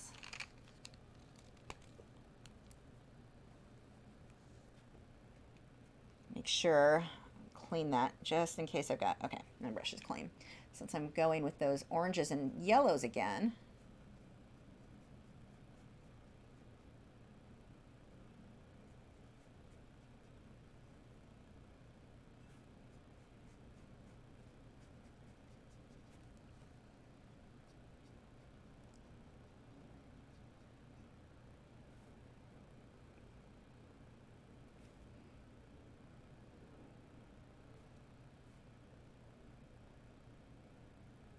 remember, the harder you push with your brush, the thicker your line is going to be. So in this case, okay, I wanted the really tiny line. I don't need a smaller brush. I need to just add less pressure in that case.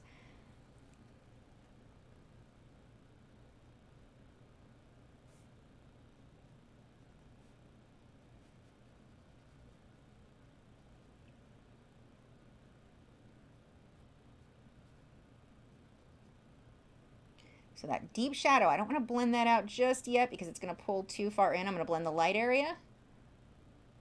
Wipe some of that off the brush. This light area. Now I'm going to touch the dark. And be really careful because I want this to be a pretty crisp line. I don't want to pull that out.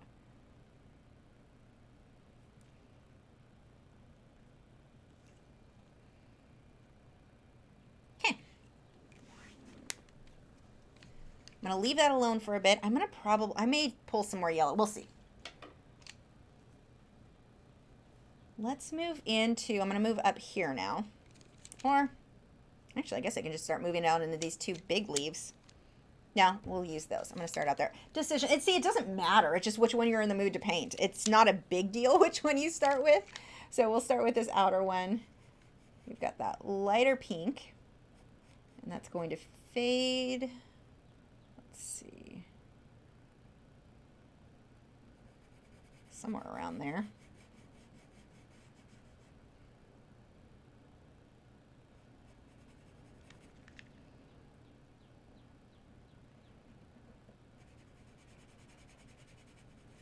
Yeah, it's so different the feel of the Faber-Castell, I'm sorry, the Derwent versus the Caran d'Ache. The Derwent feels so scratchy, but they blend so beautifully. It's very different. Like the Derwent feels, not Derwent, the Caran d'Ache feels like more pigment is going on the paper too at the time. Like the way it lays down is a bit different there. Taking that purplish red. Just around the edges. I want to make sure these are nice and crisp again.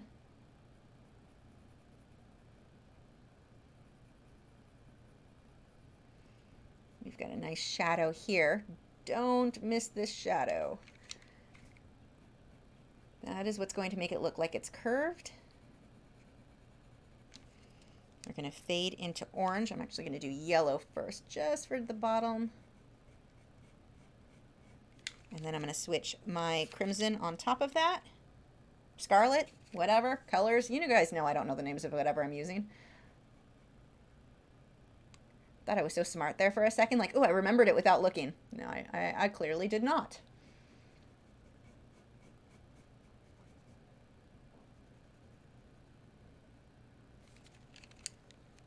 And I'm actually going to go ahead and grab the crimson knob or whatever, Dean. Just for this edge.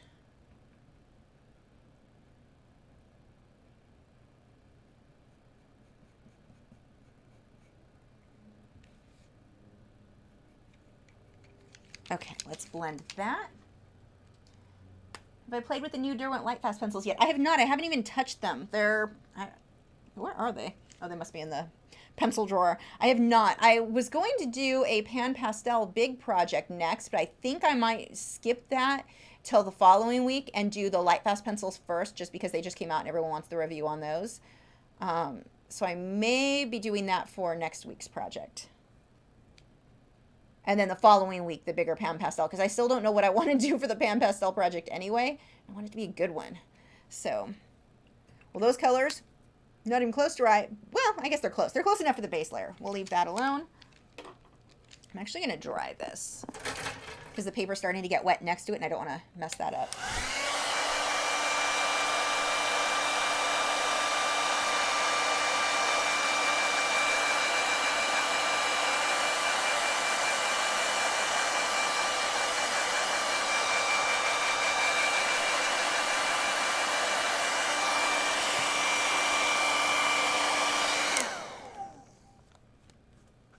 Hi, Wendy from New Zealand. Okay, now we're getting into the definite like gold orange color, really warm orange. So I'm going to put yellow down first so that it's really bright.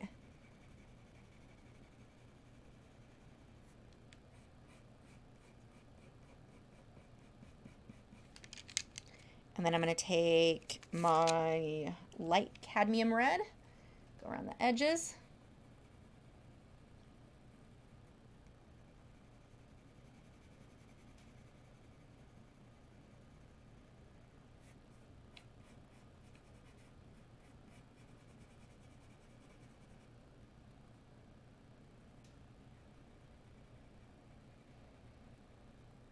And I'm pretty sure I'm going to want more of the orange, but I'm going to wait because I would rather be too light than too dark.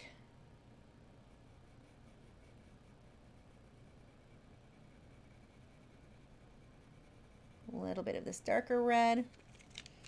Let's blend that.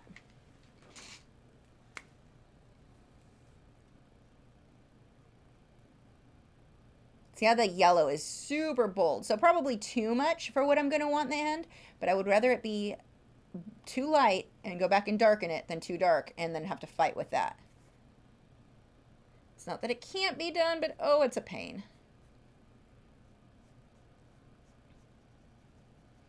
Okay, and actually, I'm going to take this. We're at 3:30 right now. I'm going to take a quick, like not even 5-minute long intermission, and I will be right back. Okay, be right back, guys.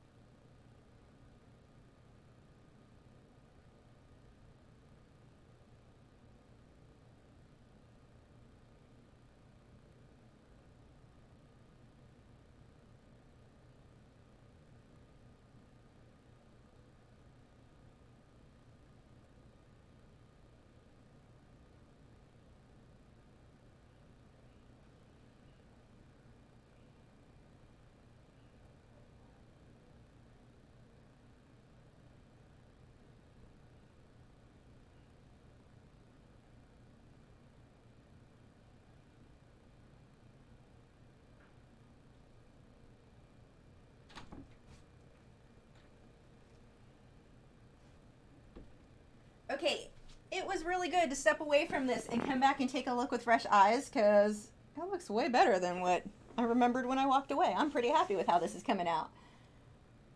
And actually, you know, it's funny. So an ongoing complaint I have with my colored pencil when using the on the live streams, the webcams, it smooths things out too much, but that's really not a problem here with watercolor. This actually is very much what it looks like. So I was recording, so I had a better, you know, with a better camera, but it's so close to what mine looks like. I think my greens are a bit darker in the background, but other than that, that is fairly accurate. So it's pretty cool. That is good to know. Watercolor pencils and live streams apparently go hand in hand. I suspect that the ink tints would be the same, because they're not going to have that grainy grittiness anyway, whereas the watercolor pencil, or colored pencil will. And I feel like that's one thing I don't like with the webcam on that. It makes it look like my initial layers are way smoother than they are, and I don't want it to be. I'd like it to be that smooth that soon on, but it creates an illusion that I think can be frustrating for somebody who's like, okay, I've got the same amount of layers, mine's not that smooth. So anyway, eventually I'll have a better webcam for that, but this is, or a better setup. This definitely looks pretty accurate. Like I said, my green is a little bit darker, and when I'm done, I'll post over on Instagram, and actually I'll probably post and put an attachment to my artwork on this post over on Patreon. So if you guys wanted to download this, if you were painting it later or trying it again, you can get a little bit more of a accurate view on color and such. Just because, and then here's another thing. It's very, very, wow, my brain, I read something you wrote and then my brain shut down. Oh, it's much easier to copy and learn from copying another artist's artwork than it is a photograph. So that's another thing. If you are going to copy my artwork, if it's something that, anything that I have permission to give you the rights to use the reference photo of, or you may have to buy the reference photo if it's wildlife reference photos, but still copying my artwork is going to make it easier for you to learn those techniques, I think, than copying the reference photo when you're first starting. Okay, moving on. So that guy, I'm going to let set for a minute. I'm going to move on to this big, huge, giant petal. So I'm going to put white down just because I like the way the white blended in. And you can let the white of the paper show, but I let the white blend here and it gave me a really nice result. So let's do that again. Which yellow do I want? I'm going to use the gold cadmium yellow. I'm really just going to fill in this entire petal with that. I left a line out there.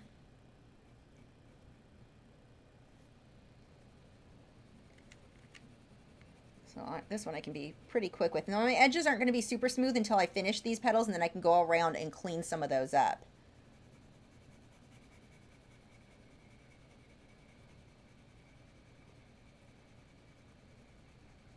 And this is a really long live stream today, obviously, because we're only, halfway through the rows.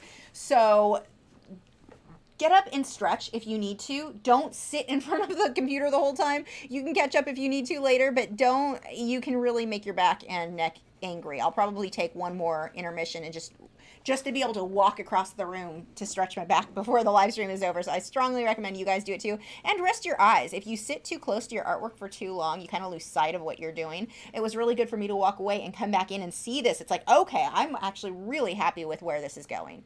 But when you sit too close for too long, you start to lose sight of what you're doing in a live stream like this that's so long. That can get a bit discouraging. Okay, whoops, dropping my pencils.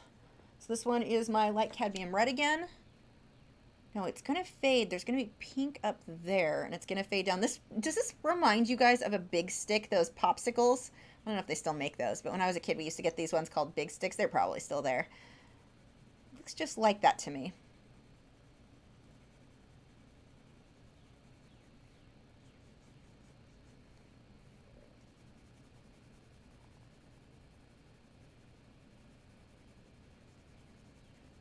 A little bit here, and it's going to fade. There's some pink up there.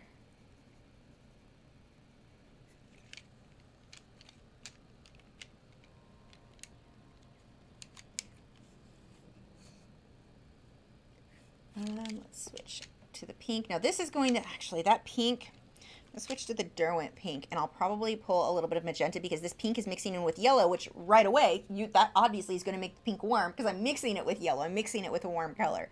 So I'll have to, let's pull the magenta color, the deep purple for some of that, and I'll let that blend down. That'll help cool some of it off. I am grabbing the right one, right? Yeah.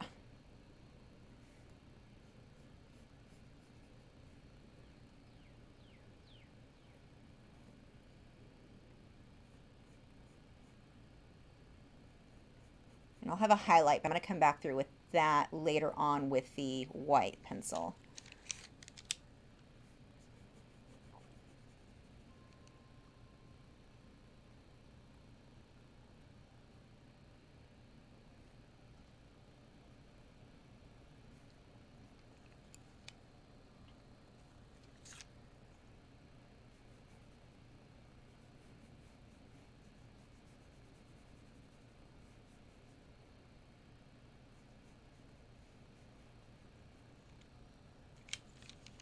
Okay, these colors, not really, they're semi-close to what I'm going to want it to be, but I'm going to go ahead and blend this and then go back over it.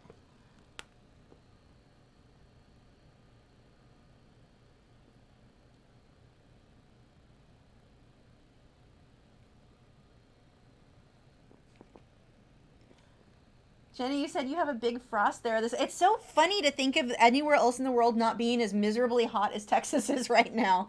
It's funny how we get, like, we just think everywhere is like whatever we're currently experiencing. I forget that it's winter in places of the world, other places of the country, of the world. It's hard to imagine right now.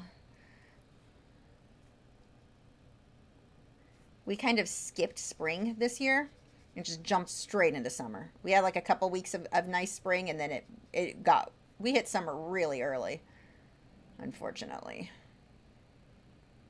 Spring's my favorite, so I feel like I was short at this year.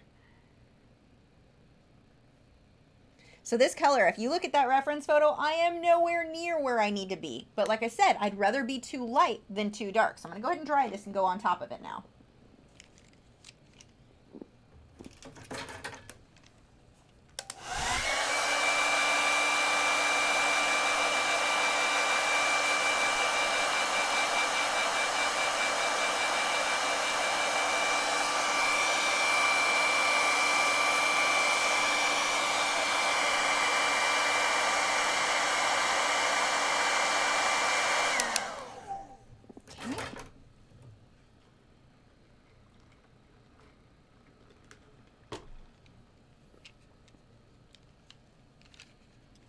Okay, so we need to get some bright orange. So I'm going to use my, what is this, the light cadmium red. I'm going to go back over a bunch of this. And actually, before I do that, let's put in where those highlights are going to be that I kind of missed out on.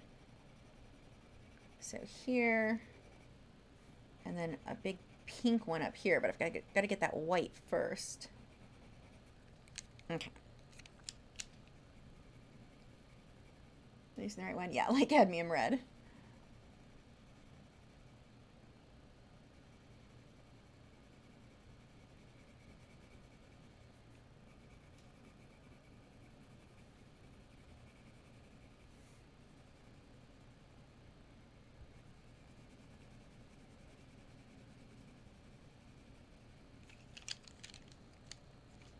I'm going to pull some of this pink. This is the warmer pink. All around this.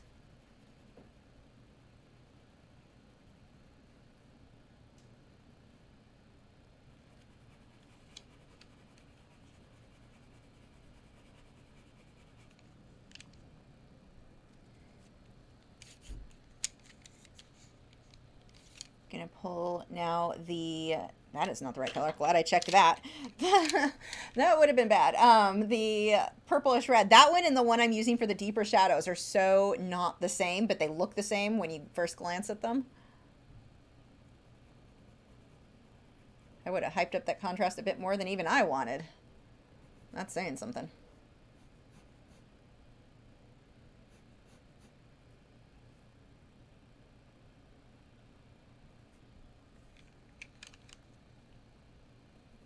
Okay, I'm going to go ahead and blend that. Actually, as I look at this, I want a little bit more yellow up in here. And while I'm at it, get some of that orange down too. Not quite in the right place for where I want this to be.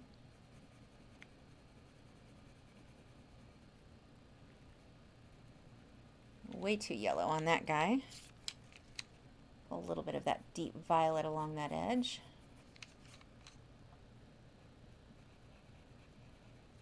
Okay, let's blend those guys out now.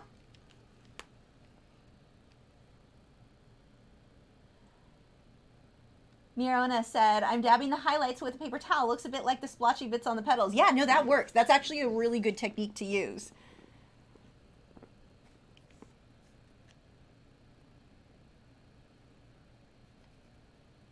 I had a student with, I think it was oils or acrylic she was using. I forget which. She painted with both, so I don't remember which one she do this the most on. But she used to intentionally put too much, it must have been the oils, put too much paint and then wipe most of it off. And that's how she blended, is by wiping paint. She'd put intentionally too much that she could wipe off with a paper towel. It worked beautifully, but that was her favorite way to blend.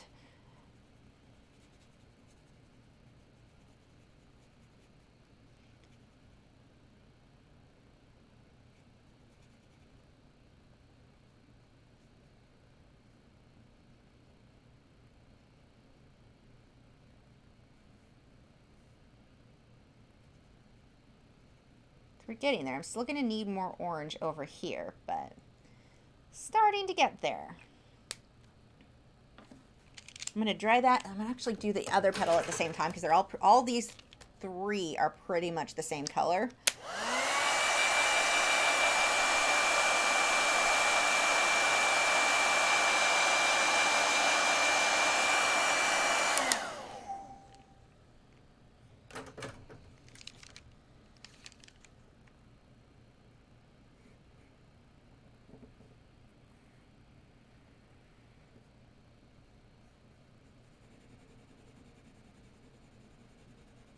Be messy, just fill that in really quick. Don't even worry about my pencil lines as long as I'm staying inside the main lines. But like that dark area there, it's going to blend out completely.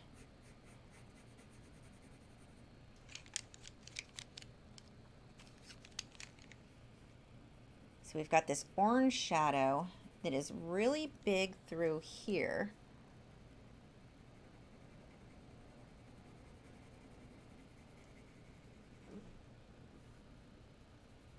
We've got another one. It comes from here, and I'm going to have to switch to red for part of this, but I can lay down my initial shadow with a pencil that's already in my hand just because, you know, being lazy is good.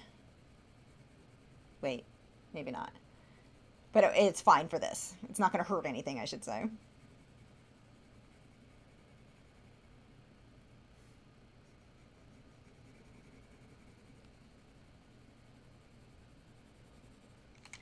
Okay, so I'm going to switch to that deeper red. That is the Scarlet.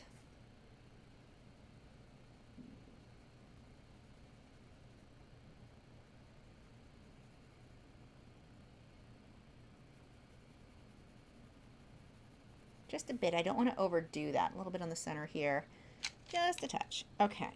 I'm going to use my Violet Pink, which is kind of a grayish, like a dusty rose pink, for my initial line here. Now, one of the things that I will probably do on this is pull a bit of a light blue, like a pale, like cornflower type blue on some of this. It's going to make my oranges appear more orange, but I'm not going to do that till the end. But this would be an area like where I'm seeing dusty rose. I'm probably going to go back in those places with that cornflower blue, and it's going to give me this gorgeous glow. But I'm getting ahead of myself. Let's just stick with this for now. I did that on the clownfish with the anemone. Oh, it was beautiful. I was so happy with how that came out. So I definitely want to get those results again.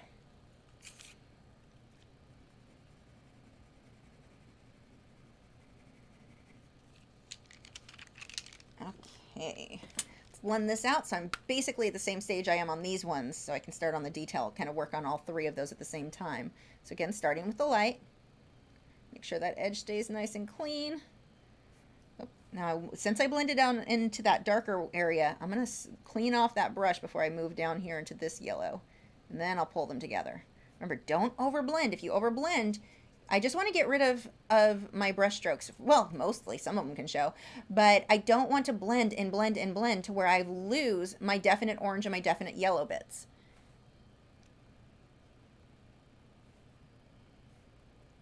I want it to fade. Like here, I'm going to lift some. I want this to be more yellow, so I'm going to lift some of that back up with water on that brush. And here a bit more. Okay. Plug your ears. I'm going to dry this.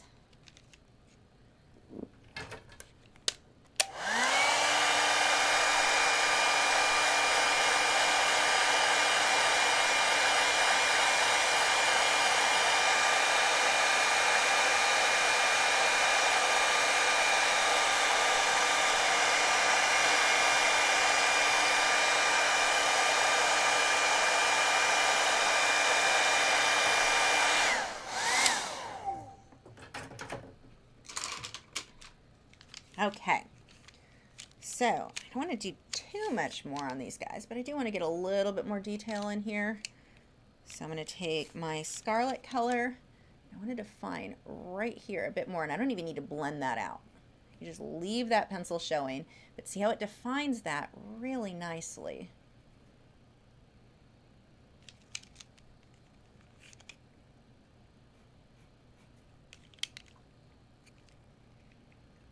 Same thing, I'm going to use scarlet for that deeper shadow here.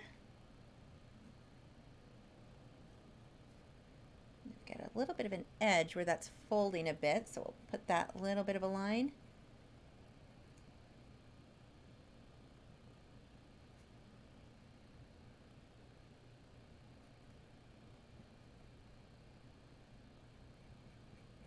Get a few little lines, hints of lines for where some of the veins in that are.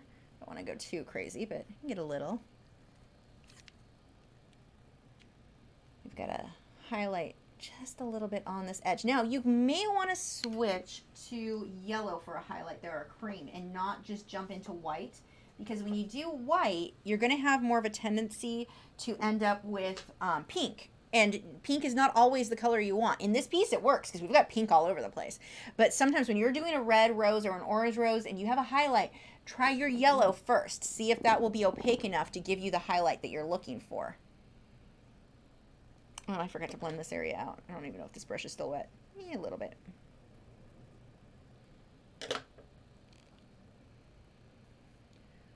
Okay. The same thing, I'm going to pull a few of just that hint of some of the veining in the petal so it's not too smooth.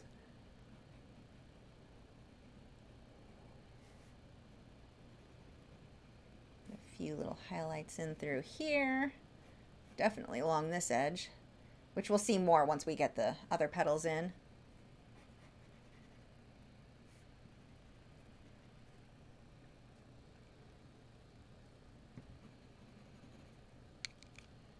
And I may darken that guy up a bit more. I'm almost positive I will once I get these in. Right now, it looks like it's too dark, but I'm almost positive I'm not dark enough. Okay, let's come back over here. Define that shadow a bit more still. So I was one layer behind this one, or the other layers, the other two petals had more layers than I did on this one just yet.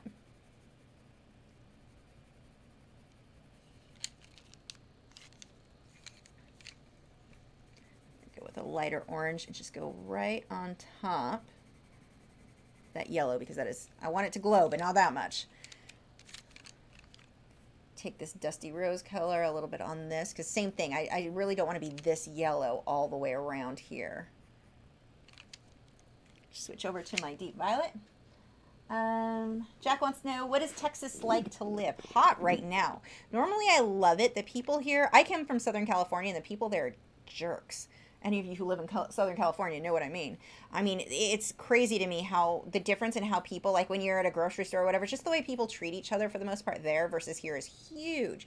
Like here, neighbors actually say hi to each other. Even if they don't like each other, they're still like polite. Crime rates here are way less, at least in this area, than anywhere where I was in Southern California. So that was a big deal for me. I really like it here. There's some areas that have a lot of trees and are really pretty, and some areas like that are just so industrialized. They're building so much everywhere. There's so many new neighborhoods. They cut down all the trees, then put up the new neighborhoods, and then planted new trees. But all the trees are little now, and so a lot of these new neighborhoods to me are just like, I don't know, they look dry. So that part kind of sucks because they used to have, when we first moved to Texas, they had all these beautiful like the cornfields and the wheat fields, and they're just gorgeous to look at. They're not here anymore. There are very few of those, at least in the area I'm in. So that's a little disappointing because that was one of the things that I loved so much. I love seeing the fields, but other than that, it's not a small city that I live in. I'm really close to the DFW airport. So, I mean, you've got areas that are out kind of more in the middle of nowhere that are amazing and beautiful. Not so much like, I mean, actually, the area I'm in isn't bad, but it's still too many buildings, not enough fields for my taste. But no, I really like Texas. I have no desire to go back to Southern California.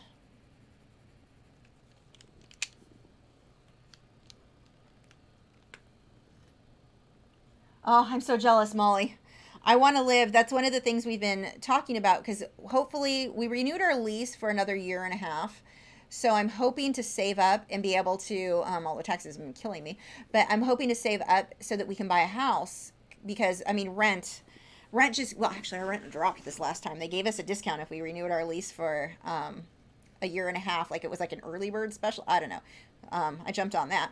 But normally rent goes up so much that we're going to end up priced out of being able to afford to live in an apartment. So I really do need to buy a house. But I don't want to right now. That's the other thing. All the new neighborhoods out here, the houses, you're pretty much like this. The houses, I'm not kidding. Like, they're barely enough room to walk in between some of these. They're so, like, I don't think our little Kia, I don't think would go in between most of these houses. They're so close together. I don't want to, I mean, I want to be friendly with my neighbors, but not that friendly. So that's a little discouraging for me. I'm like, everywhere where you buy houses out here now, I don't know how far out we'd have to go. I'm going to switch to a dusty rose color for out here while that dries. I don't know how far out we'd have to go in order to not be on top of our neighbors. So, because my husband works in Coppell, so we don't want to go where he has to drive too far for work. I work from home, obviously, so it doesn't really, the drive doesn't affect me, but I want him to not have to drive that far to work. So, yeah, everything out here, though, they're building so many houses, and they're trying to fit so much into such a small area that they're really on top of each other. I'm not a big fan of that. Add a little bit of orange. Blend that guy out.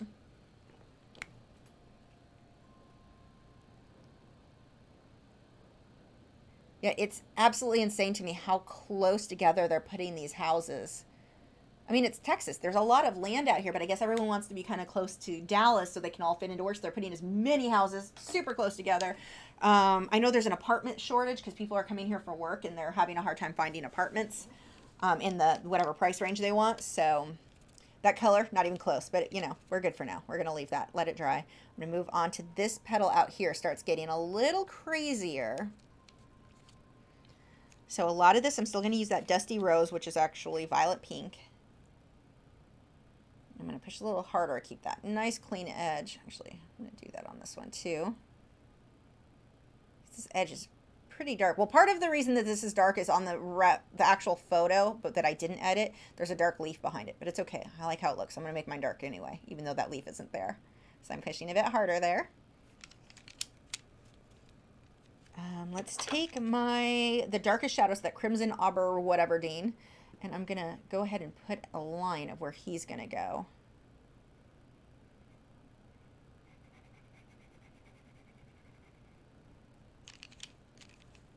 I'm going to have a little bit of a shadow with him out here.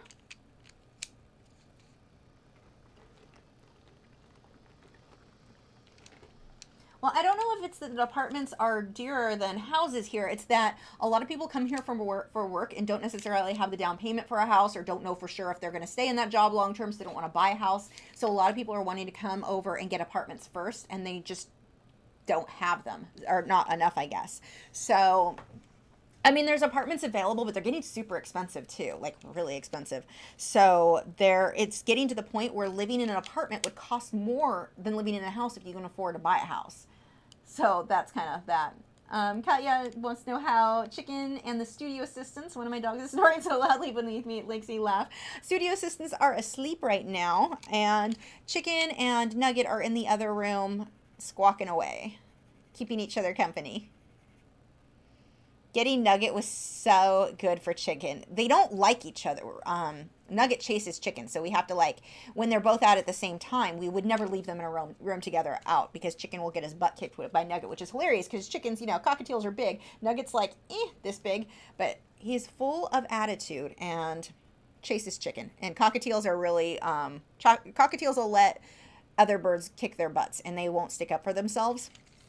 So we have to watch that, but they like to talk to each other still. So it's been nice for Chicken to have somebody to talk to when I'm not in the room with him.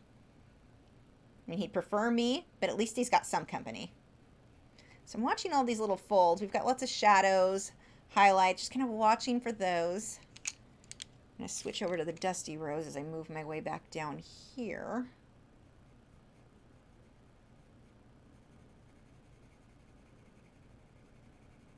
And then studio assistants are good. Studio assistant number 1, she's 13 this month. She's blind almost completely now in both eyes. She's completely in one, almost in the other. So she's kind of struggling to get used to that. She's doing pretty good, though. She's learning to go down the stairs I'm trying to get her to learn muscle memory. Because, I mean, I can carry her, but that's a decent amount of exercise she gets every day. And I don't want, unless she's, like, got arthritis and in pain, then I'll carry her. But if it's just for visual, I'd rather her get that exercise. So we're just slowly going down the stairs, but she's doing really good learning how to do it without seeing. Okay, so this guy curves down in a way I didn't really get in my drawing, so let's get him in there now.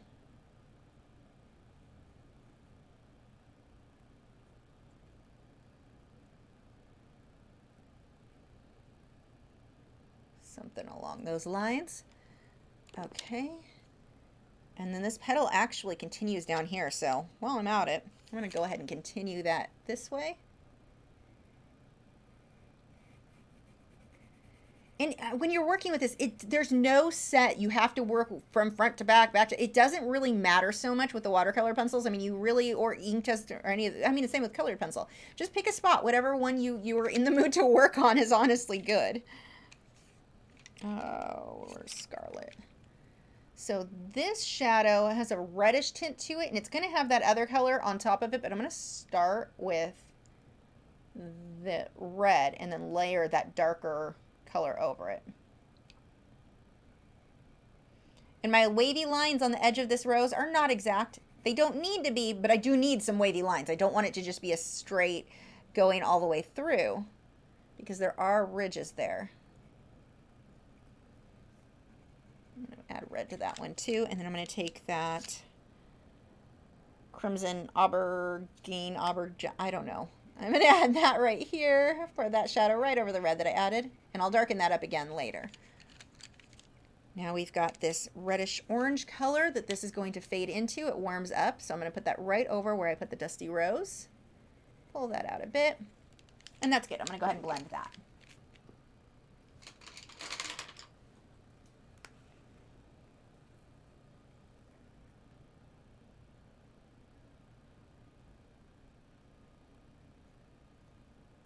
This is going to need to be way darker. But the violet color, the deep violet, is giving me the pink that I need. But I'm also afraid to go too dark because it's a very cool pink.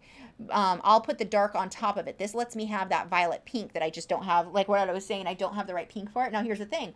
I'm thinning that color down so much, I'm lessening how light fast it is, because it is mostly water and not a whole lot of that pencil. And this is where the amount of water that you use can affect how light fast that color is, even if it's a light fast pencil.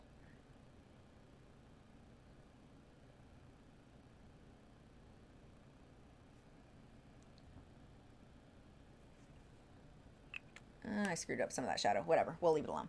Okay. I've got to get that to dry. I can go ahead and dry that now. So, plug your ears.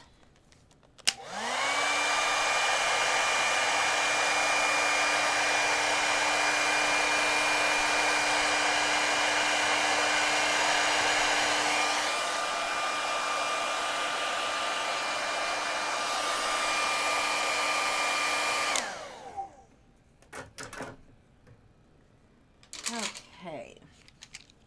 So now I'm going to go ahead and start working on deepening up some of these colors. So I'm still using the Dusty Rose, and then I'll add the Deep Violet over it.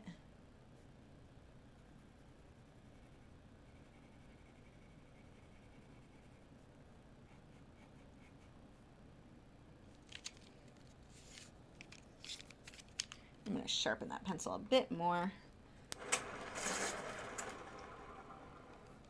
so you can get these nice crisp edges. Whoops, pushed too hard.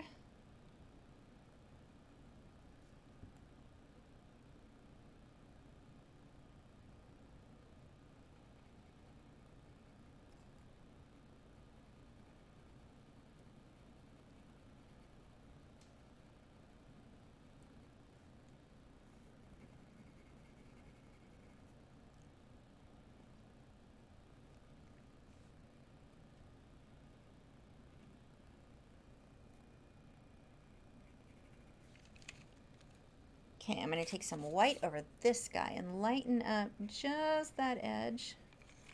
And then I want to lighten up in here a bit, where it got a little crazy with that shadow. Now keep in mind, this white is super opaque, so when it blends in with the pinks or anything next to it, I'm going to get kind of a foggy look. It won't be like, let's say I wanted it to be bright orange and I put white in with it, it's going to mix into peach. It's not going to be bright. So keep that in mind if you're using white to lighten colors up. It makes it more of a pastel instead of like neon, if that makes sense.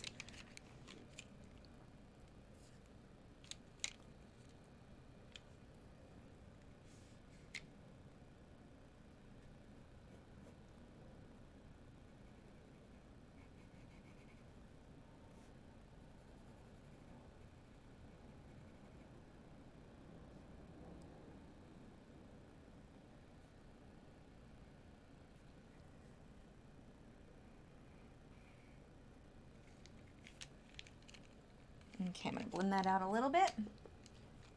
And then, actually, put a little highlight on that guy there.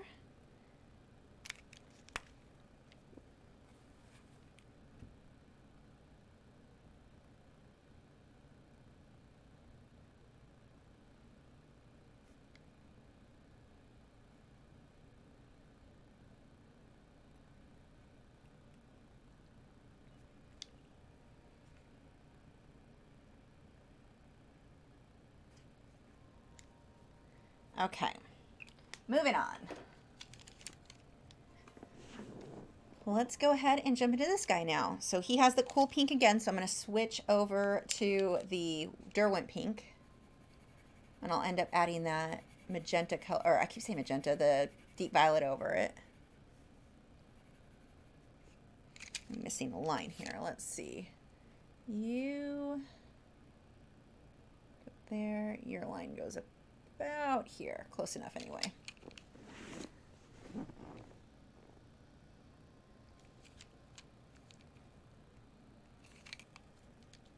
So we've got some definite orange here.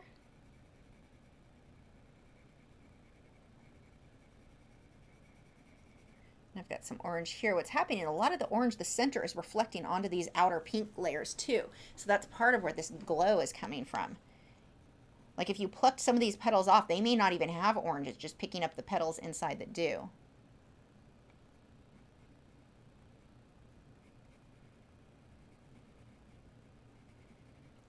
Little orange there, and then we'll go back over to that pink.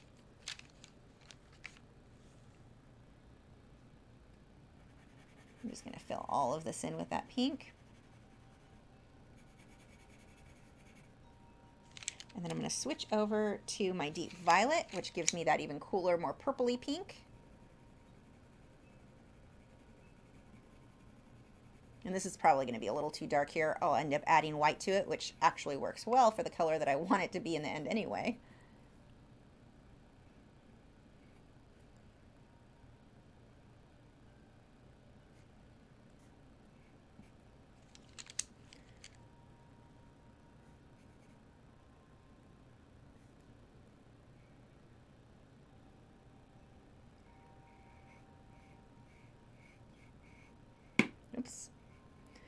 Okay, so here, I just pushed too hard, which I do all the time and break it, but it kind of skipped. I've got a really dark area there. I'm going to lighten, see if I can erase some of it just to lighten it a bit, and then I'll just blend out whatever else, and the white can cover it. Just so it's not, because like that would have been a really dark mark. So I'll just blend that out and just make it working with piece. Now here's the thing. If you have a mistake happen in your work, something that you can't fix, find a way to make it work with the piece. I'm looking at the wrong camera again.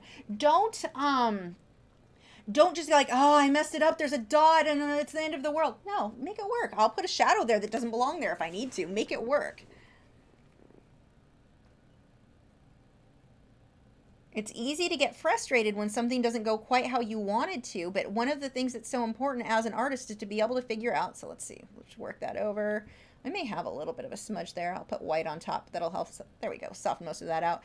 But you've got to find a way to make it work because mistakes are going to happen or things will go wrong throughout the piece. I mean, yeah, sometimes things go so wrong you can't fix it. Like your dog gets a hold of it and has his way with it.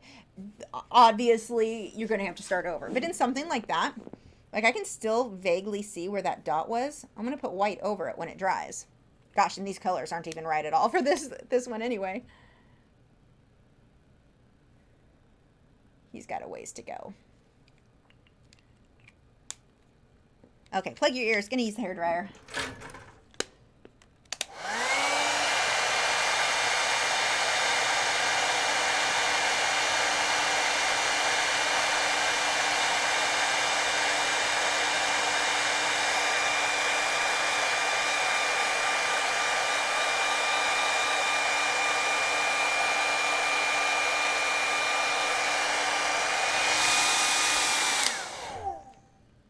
Wendy, yes, this would be the same techniques in Inktense. The only difference is with the Inktense, it's not going to lift at all or remix in. So there's a little bit of a difference there. But yeah, I would use the same techniques while working on it.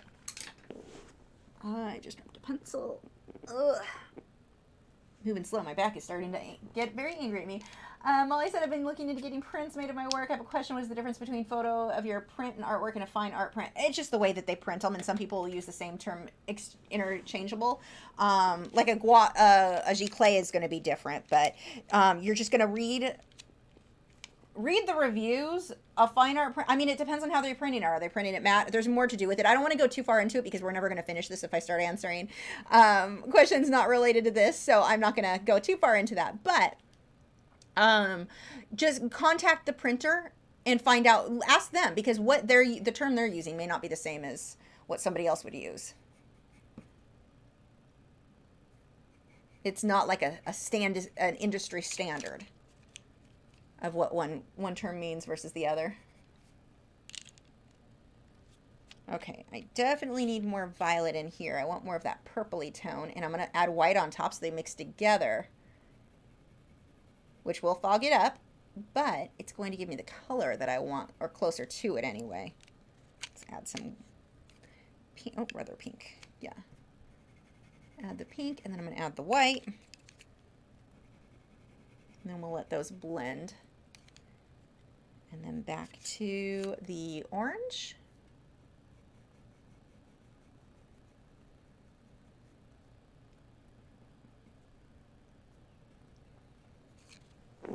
I've got too many pencils in my hand now. I keep dropping them.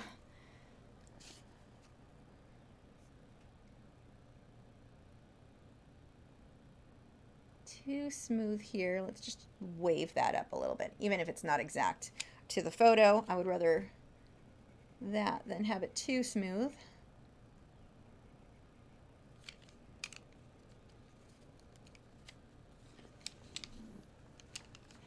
Rick's Artwork says, I'm so far behind, only 5 petals done. Seeing if I can do this with 36 Inktense pencils instead of the full set. Absolutely you can. No reason you couldn't be. Might be spending too much time on the details too early. Yeah, I mean, I'm going to go back and do details later, but don't feel rushed. Don't feel like you have to keep up with me. If I don't go through this quickly, I'm going to be here all night. My back is just not going to handle that. Neither will my studio assistants. They want to be fed. But don't try to rush it. Feel free to work at whatever pace is comfortable for you.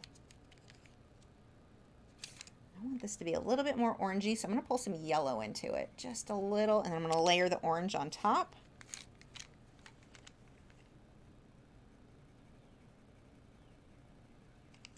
Let's blend that.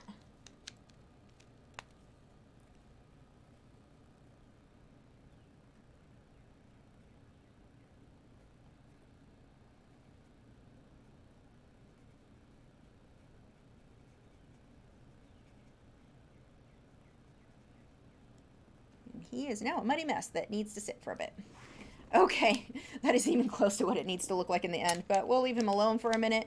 I'm going to, while that one dries, I'm going to jump over. I'm going to start jumping back and forth so I don't have to spend too much time with the hairdryer, because it's smaller areas. It doesn't really need to be dried to pull it back into shape. They're not really warping. So I'm going to jump down here for these guys, and we'll come back up to that flower when he's dry.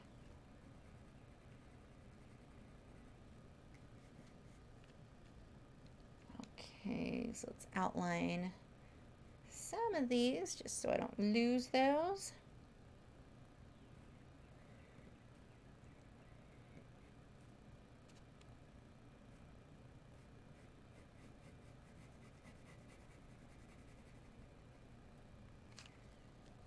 And I'm going to switch to a warmer pink when I get under this petal. And I'll have to add some orange into it too, probably.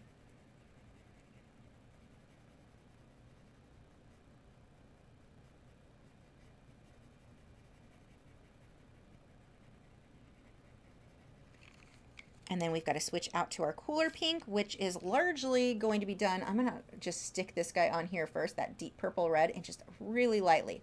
Let a lot of that be the white of the paper. I'm going to mix white pencil on top of it too.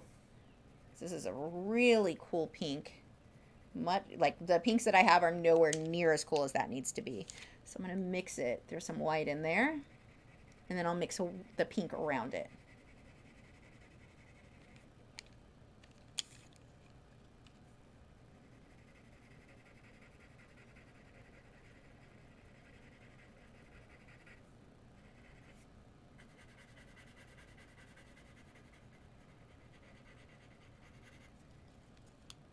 And let's see, a little bit of orange needs to be up here more, just a bit, not too crazy, a little bit down here. I'll come back through with the shadow after.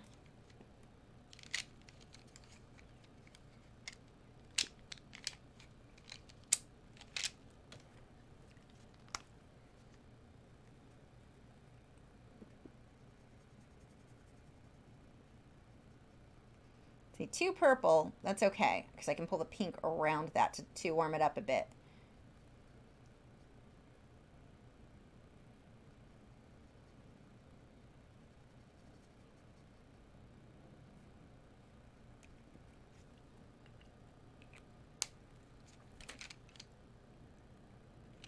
Okay, I lied. I'm going to go ahead and use the hairdryer because that's still not dry yet. It may be too humid out to let that dry on its own.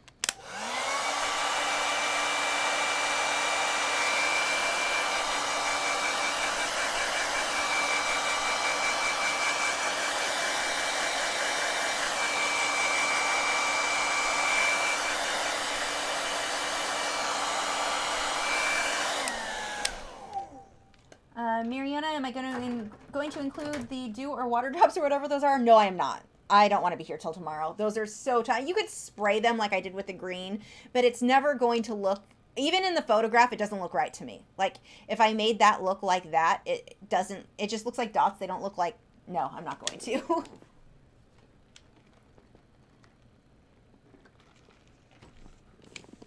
If they were bigger water droplets, maybe, but no. Not in this case. Okay, let's get some more of that orange. Coming back through this guy. He's also got a little bit of orange right along here. I'm going to layer some yellow into it just to make that pop or kind of glow a little bit more. A little bit here too. Not too much. And then I'm going to switch back to the cooler pink and go right over a bunch of this. Some purplish red.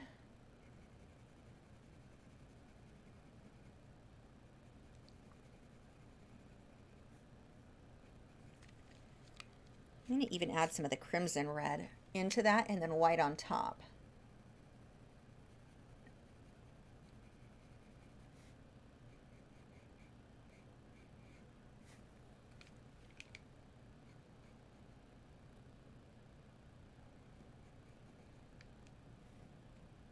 Cleaning up some of these edges now.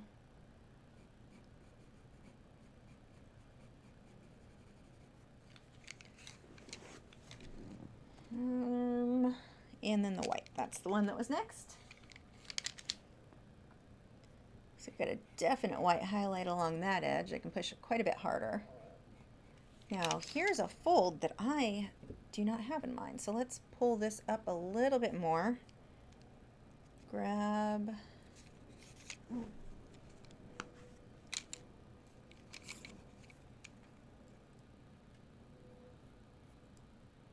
That little guy.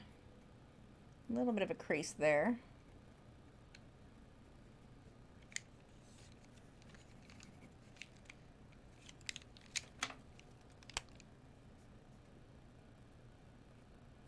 Blend that.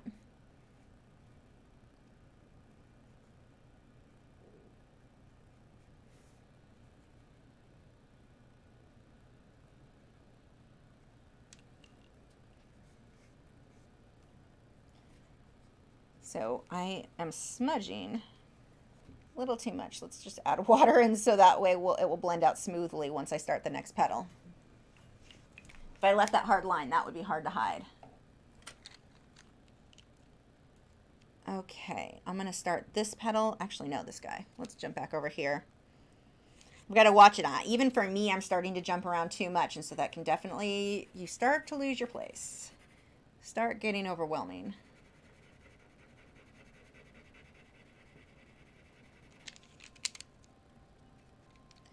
Gonna take my crimson, if I can find it. Create a bit of a shadow just under this guy.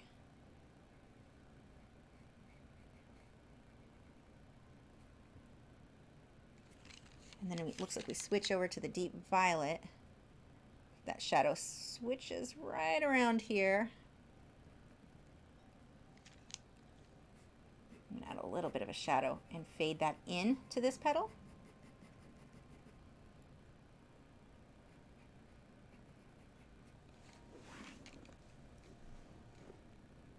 We'll darken that guy up in the background there. Pull some more purple along this edge and in here.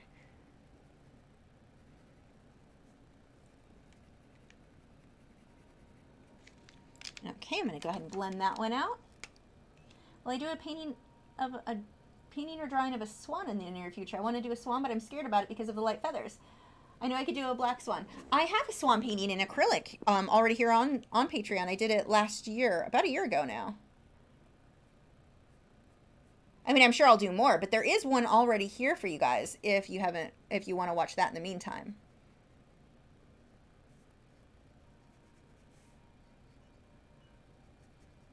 But yes, I will do another one.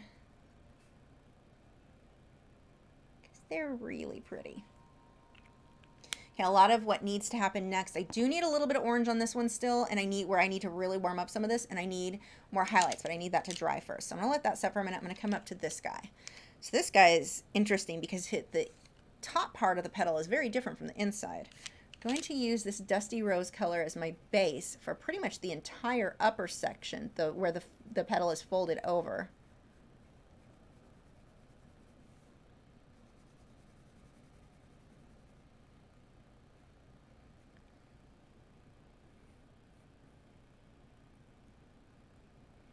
So this is actually the underside showing. And then back to the top.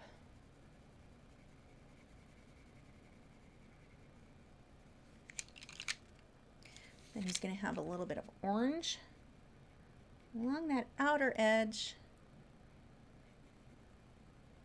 Gonna fade that into the dusty rose. I'm just going to call that pencil dusty rose because I don't like what they named it. Make it my own. Let's see. A little bit of white.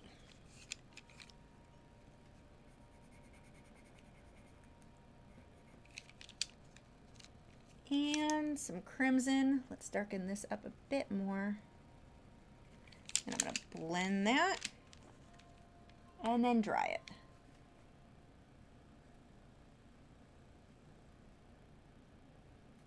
I have a lot of the different Derwent water brushes, but I find this round one is the one that I use more often than not. It works for almost everything when I'm working small. I can get fine little details, or I can push harder and have it be thicker, like right there. So that works for the base there.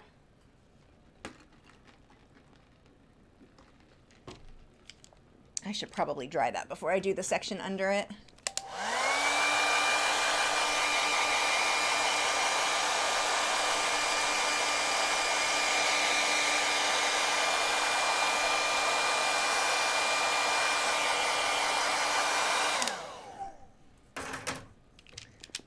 Okay, now this part's a pretty bright orange. I'm actually going to mix a bit of yellow in with it so that I get that glow again. Now see this line here? That's not right. I need to get rid of that. That light yellow doesn't belong there. Oops. Now I'm going to switch over to my light cadmium red.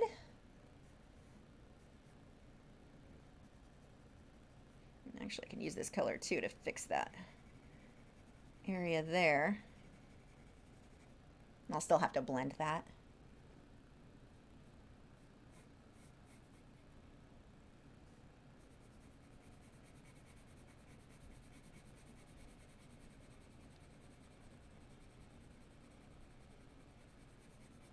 But adding that yellow first and letting that blend in with orange gives such a pretty glow.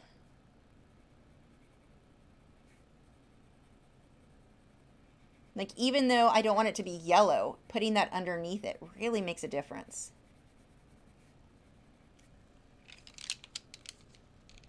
Okay, I'm going to blend that base layer, and then I will start shading it.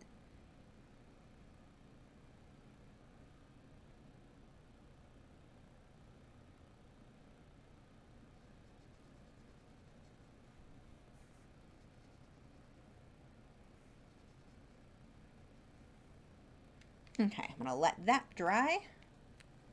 Actually, I should blend in, I guess, the area I shaded a second ago where I fixed that spot. And see how nice it fixes. This is one thing that I find a little bit different than watercolor versus ink tints.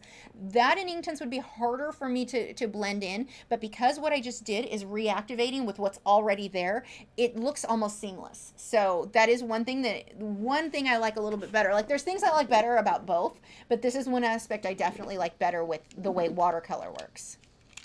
So I'll let that dry. This guy needs some more orange. I'm actually going to wait, though, because that guy's still too wet. Let's come back over here. We need some, let's go with this peach color. Or, well, I guess I've got enough of that. I do need more orange. I need less pencils in my hand is what I need. I shouldn't say that. That's when I drop them all on accident.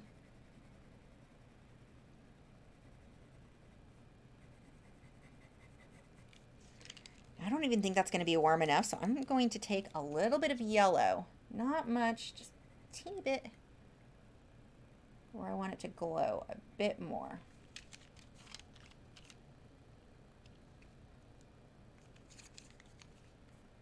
I want to create a bit of a shadow. I'm going to work in little circles so it's kind of bumpy, just along that outer edge.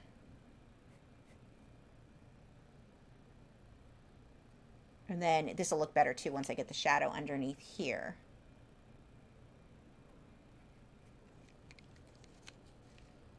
And some white.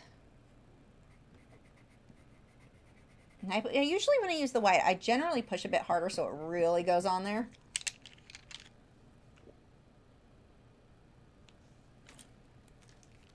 I'm going to blend that. Actually, I've got to wipe that brush off again on my paper towel, because I don't know how much of other colors are still on there.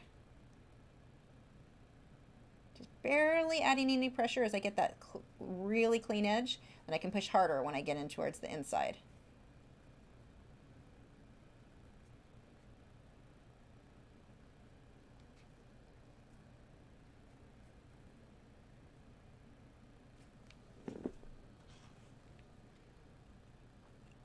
Okay, let's dry this. Plug your ears.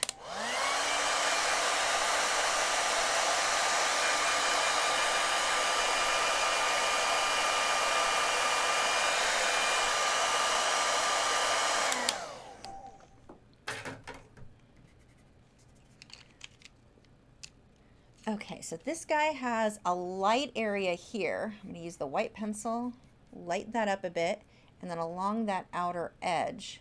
But then it gets much darker pink as I move in.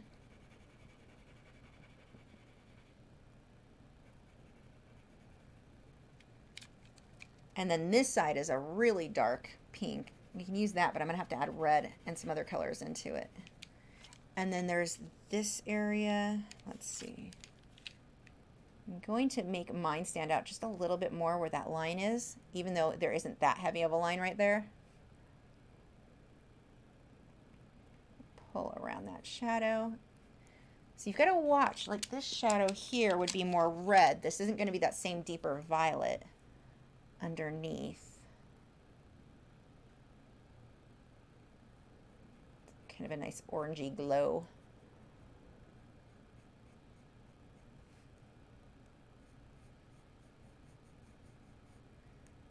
So I want the line that goes up against the top to be sharper. The bottom can be a bit softer, where it fades out into the petal below it.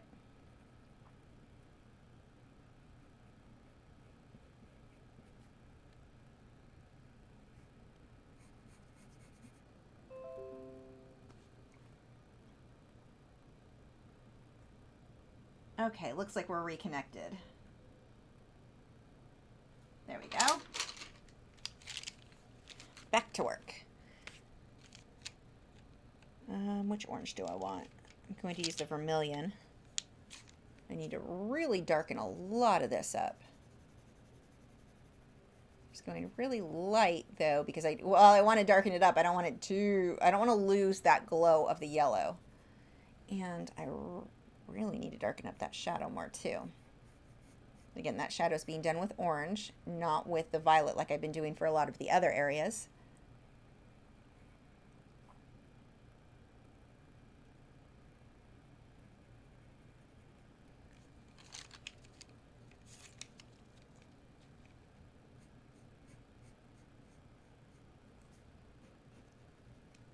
Okay, I'm going to blend that guy.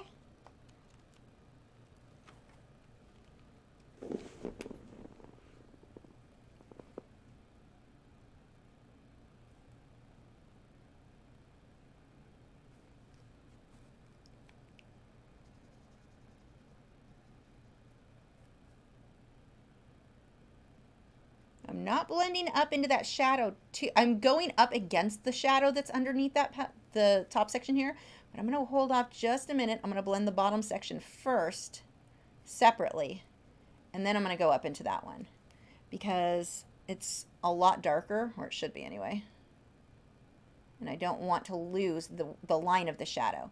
It would be too easy if I blend both this section and that section at the same time. I end up losing this shadow. It would just kind of all mix together.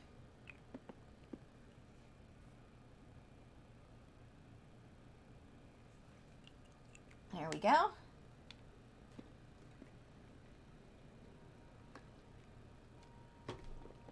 Okay. This guy needs some help, but I need the ones around him first because I'm starting to kind of lose vision on that guy. So let's go back up to this one. We've got a warmer pink here, right up against that. It rounds out a bit.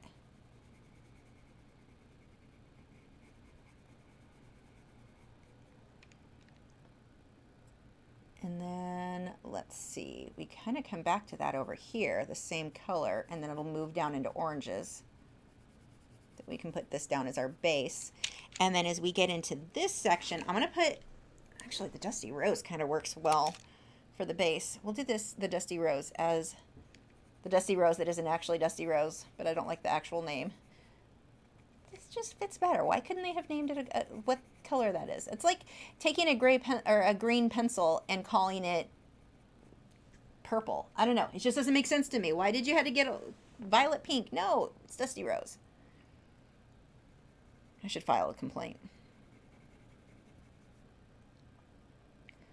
Okay.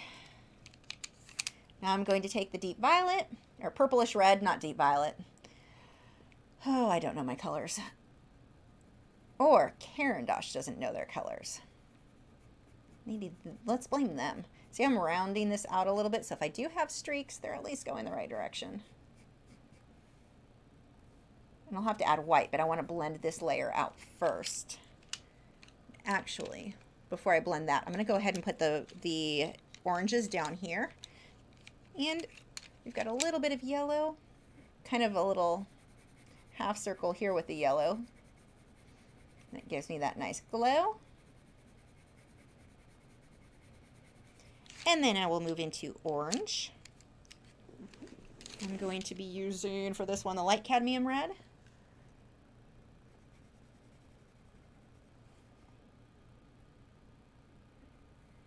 I will have a definite shadow under here, but I just want to get a line. And that's actually going to need to be more wavy. I've got it way too smooth. That one can be smooth.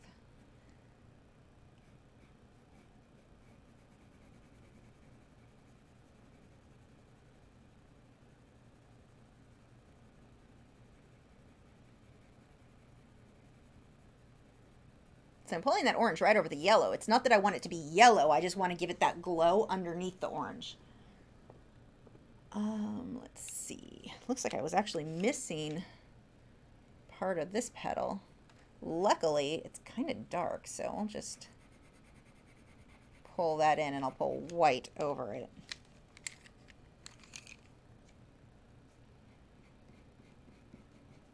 Problem solved. Okay, I'm going to blend that one out.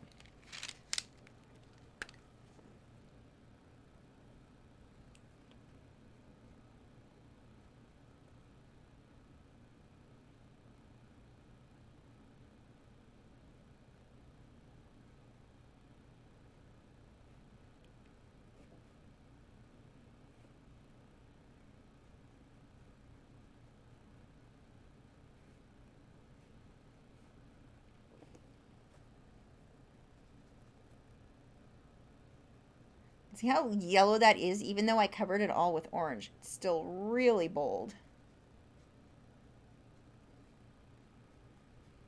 So I'll still need quite a bit of orange and red on top of it, but it gives me a good base.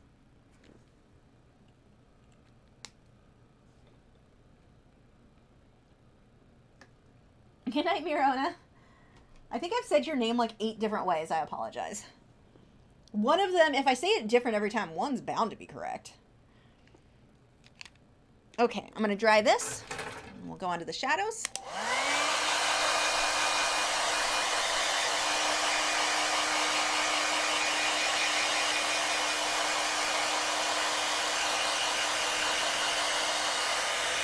Oh.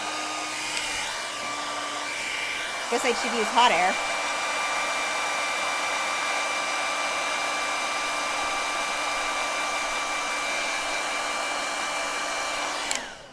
Okay. I feel like we're starting to get somewhere.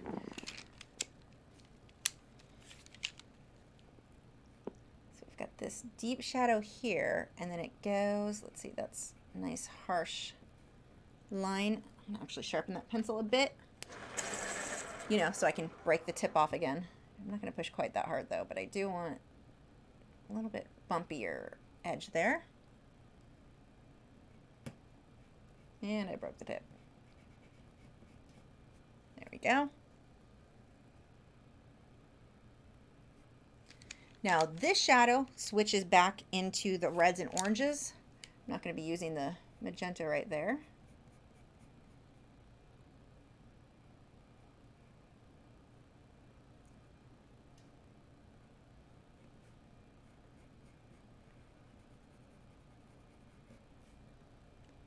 And this whole bottom section is a lot darker. I'm going to pull my crimson red into that, actually, or scarlet. Oh, I think I was using scarlet. I need deeper red. Maybe later.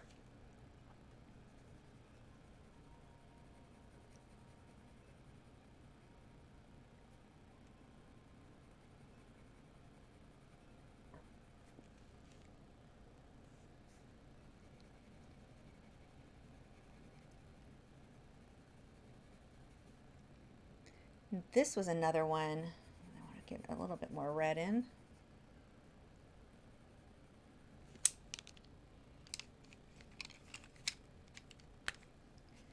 Blend that.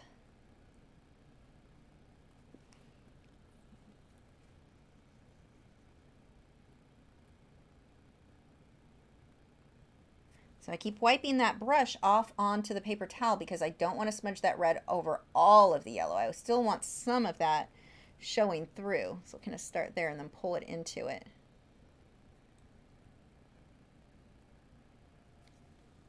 Here we go. Get a bit more on this guy.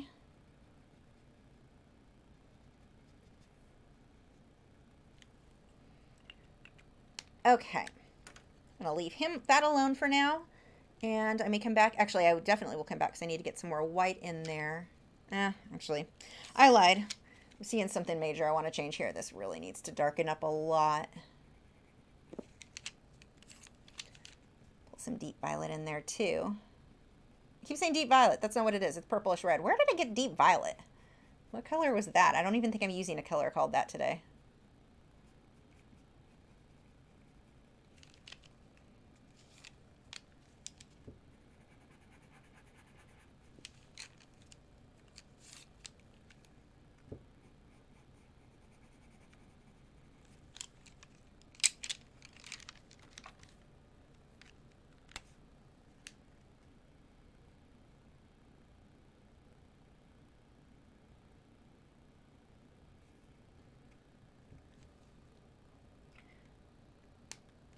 This actually ends up getting a lot darker too. I may leave mine a little bit lighter than what that is on the photo though. I kind of like the contrast of mine being a bit lighter. I may change my mind later. We'll see.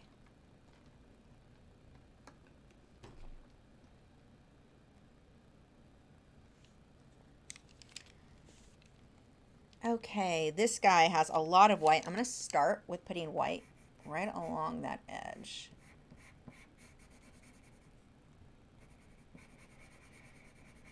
It'll create more of a pastel look when it blends in with the pinks.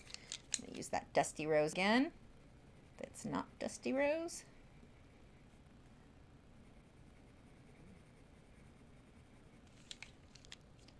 This has a bit of that glowy orange, so I'm going to put a little bit of yellow just where that's going to go. Just a little over here. And then we'll fade into the lighter pink. So again, I'm going because it's a little bit cooler. The Derwent, it's actually still a fairly warm pink. I say it's a cooler pink. It's just that it's cooler than the Karen Josh pink, but it's still what I would consider a warm pink.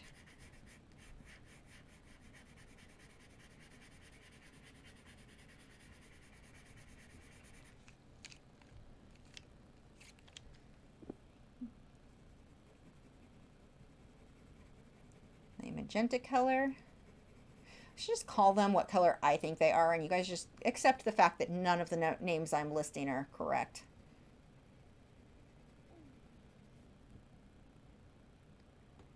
So, you know, some of you aren't even using these pencils anyway, so I guess it really doesn't matter.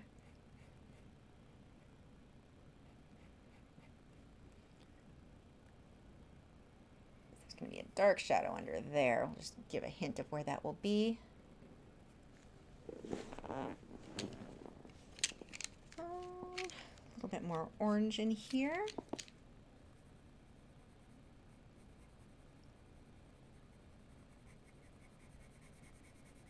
And that's going to completely cover the yellow, but that yellow will still kind of peek through. And I will blend that layer. And in about 15 minutes, I'm going to take another intermission. I need to go put out the dog food that needs to defrost, but I need to stand because my back is angry. And then we'll come back and finish it up.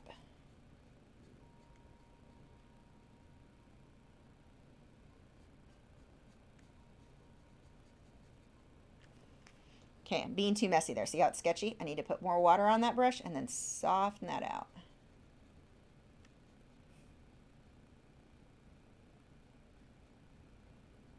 That petal has a long ways to go, but we are just going to let it dry now. So I'm actually just going to quickly fill in a base on some of these and then go back and do detail. Now that I'm just getting into these big globby sections, there's less detail in there. So I'm going to dry that.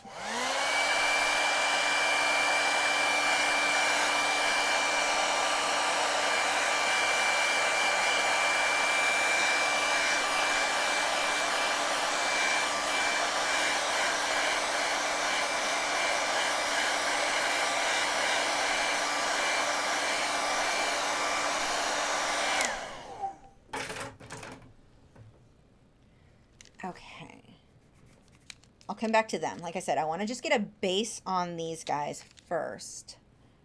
So this one, let's see.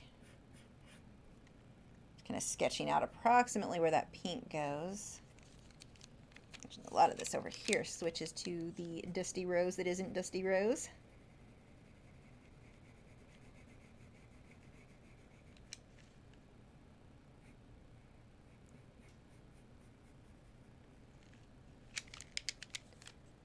Gonna move over to the violet color.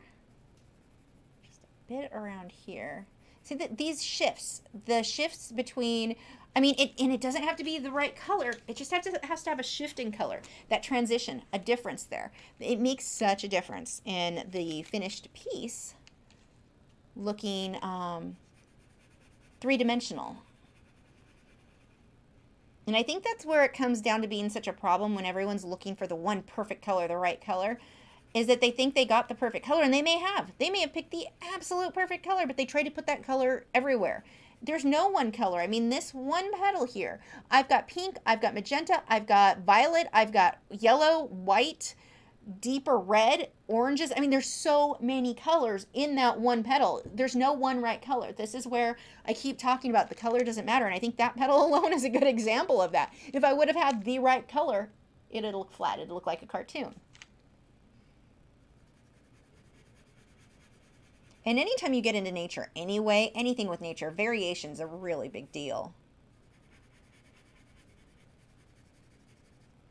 So I'm going to switch to apricot because it's not super yellow in here, just a hint. And then I'll end up having to put white on top of it to soften it out even more because that's going to be really bold. I'm going to pull that apricot color a little bit over here. Just warm that up a bit. And here's that light pink for the Carandash, which again is a much warmer pink. That's probably okay to blend out. I'm going to need to darken this up a bit more, so we'll switch over to what color is that? Crimson, aubergine. I should learn how to say words. That'd be helpful.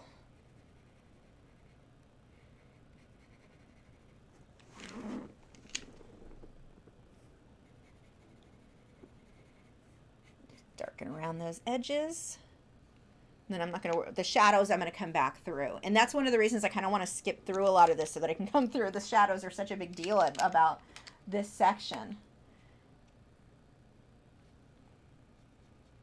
So I'm going to blend the light areas first. And then I can pull into the darker bits. Oh, this is way too light. But that is better than way too dark.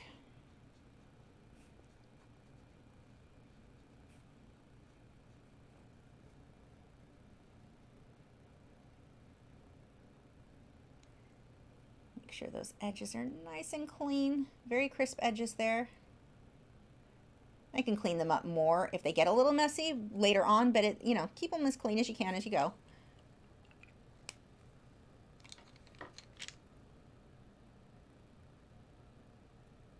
Whoops.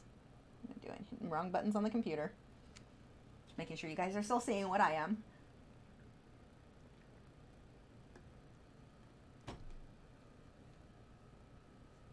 Oh, apparently I just refreshed this back. Hold on. I have to refresh this page because I just set it back to a section where it's not where we're at. There we go. Okay.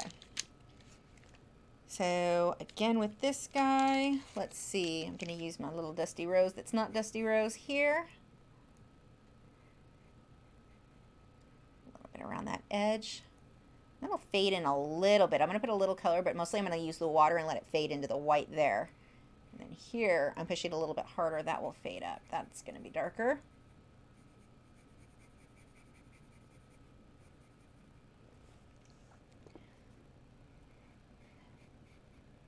Now in the photo, there's some areas of the little green parts of the stems that stick down here. I'm not going to do most of that. I've got one, but some of those over here, and I think there's another one over there. I didn't include that in mine. Just because I think it will look better without, but you can go either way.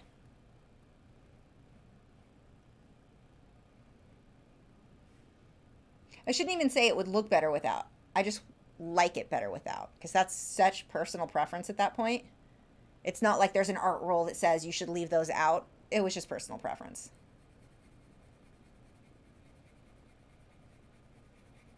And this is going to need to be a lot warmer, so this section I'll mix orange into that dusty rose.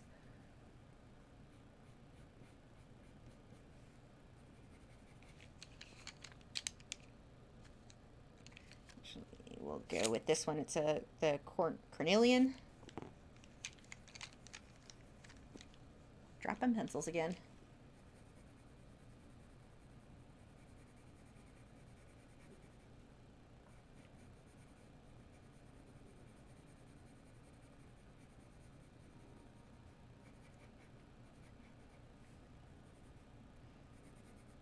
I love how many transitions this flower makes from one color to the next. Get a bit of shadow under there.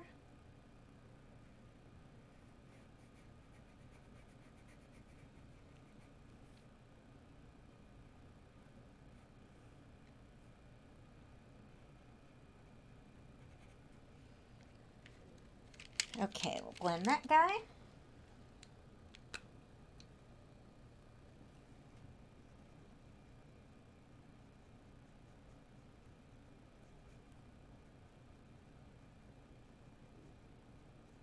I'll need to darken him up quite a bit. Ooh, too orange.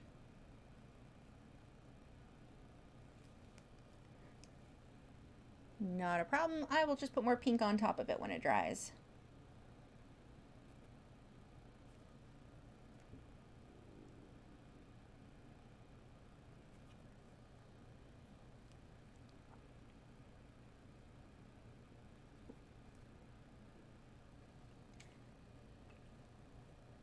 Good enough for that guy for now. My goal is in the next 8 minutes to get the main base layer down on these, so that can set while I go take a quick intermission to put out dog food. Let's see. For this guy, shifts a lot. He has, I'm going to just put the dusty rose where I'm going to put the magenta. It's almost a definite purple in there. So we'll put that first, and I'll let that fade out. And then put the violet color or magenta color over it.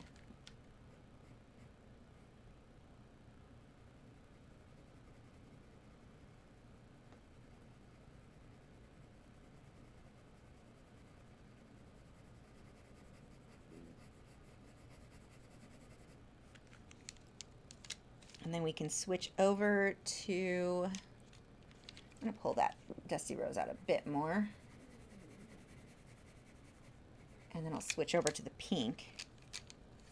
I'm going to use the Derwent pink since it's a little bit cooler. And I'm going to layer that right over the dusty rose so I get this really nice transition between the two.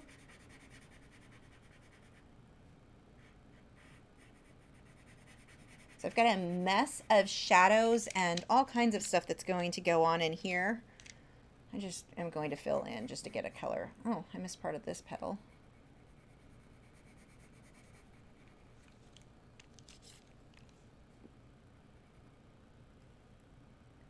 This whole area is going to get really dark, but for now, that gives me a start. Okay, so there's a deeper red color, but that actually, I thought it was a part of this petal. It's going to be the bottom side of part of that, so I can hold off on that a second. Let's go down to some more reds and oranges in here.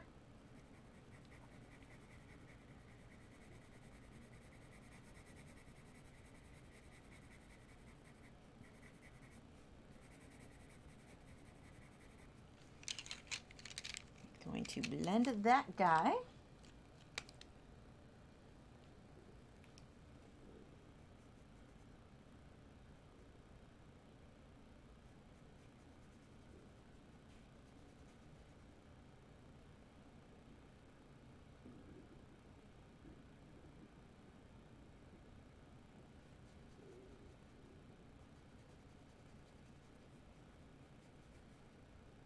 That is a muddy mess. I can no longer see the definition between the two petals, which is good because those are going to be the same color.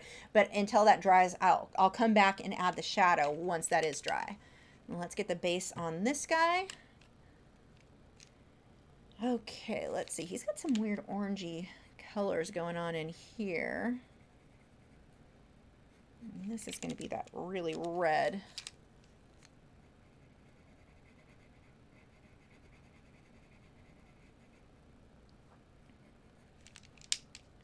And let's see.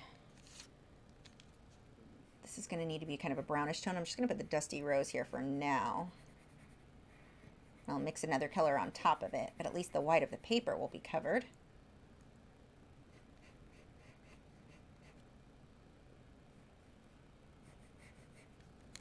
I'm going to put a little bit of that shadow here just so I can see where it's going to go. And I'll define it better on the next layer.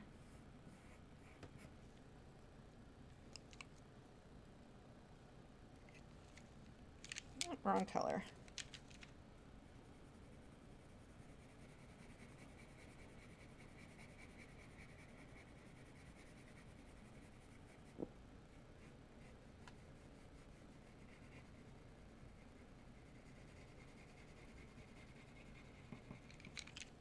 Now I'm going to take, this one is the Scarlet.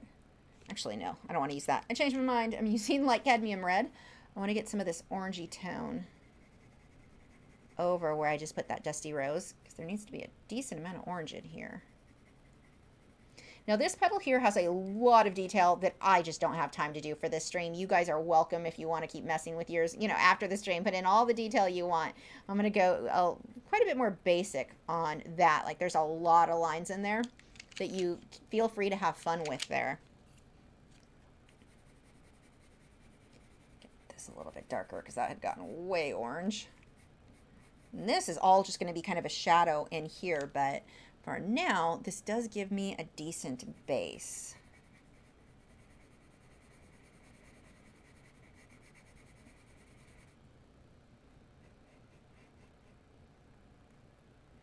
Push a little bit harder, really clean up that outer edge right up against the green.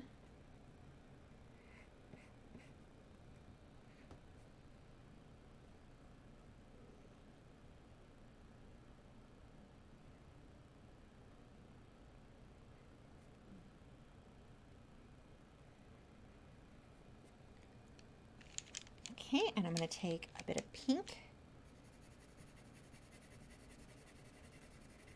Okay, let's blend that and then take a quick intermission. Good night, Sandra.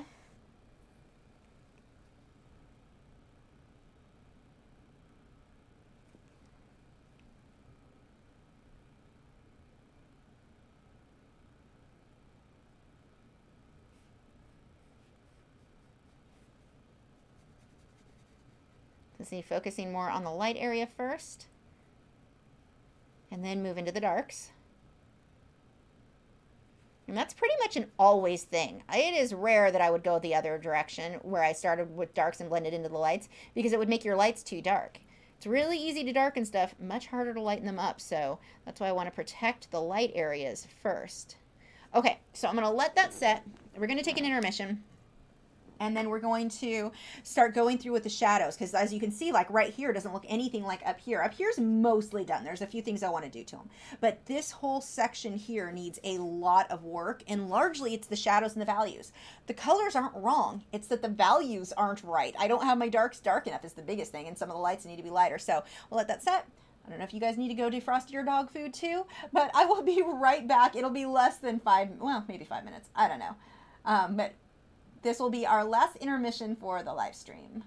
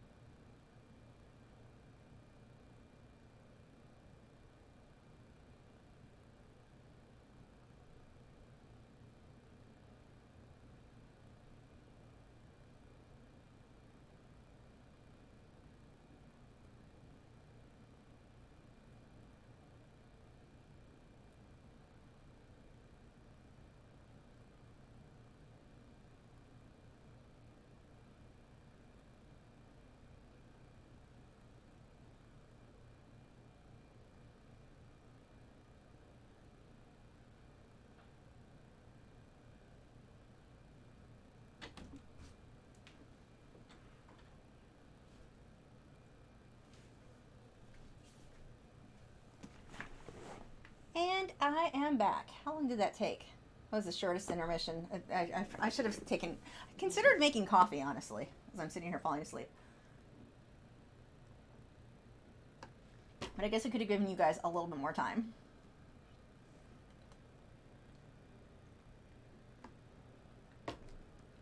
Okay. Let's see if this is dry. Actually, I need to take the hairdryer to it. Plug yours.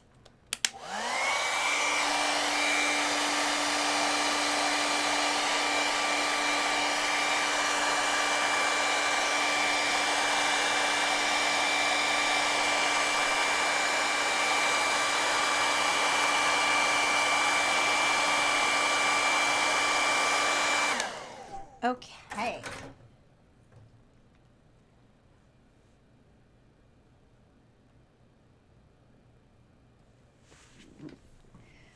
Okay, now's the fun part where things start to look nice. Now before I worry too much about the values on the flowers themselves, I want to start blocking in some of these shadows. Because it's going to make it way easier from here on out to judge values because we'll have the darks of the flower. I'm almost tempted to do the stem at this stage too. Because that will help. No, because I don't want it. I'll come back for that. Change my mind. So my three main colors for the shadows that I'm going to do here are my purplish red, the one I keep calling magenta or violet, the crimson aubergine, whatever, that's my darkest one, and then my scarlet for like the orangey bits. So I'm going to sharpen that.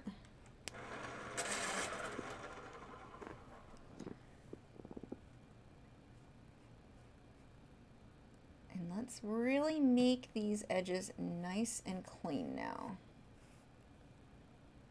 We're going to darken a little bit in this one, even though technically that was done. So, because right now, okay, see this one, see how right now that same dark orange is going all the way under. It looks better if you can get some variation. So let's get a little bit that's a little bit deeper, a little bit darker.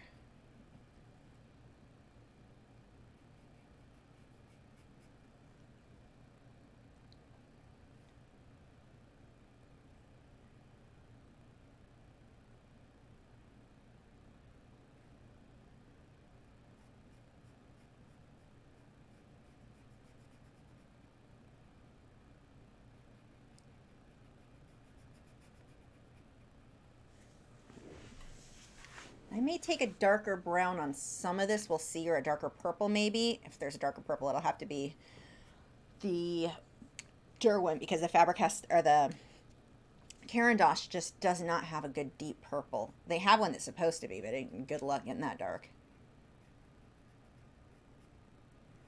So there's a shadow that kind of falls over all of this. Just go lightly over that.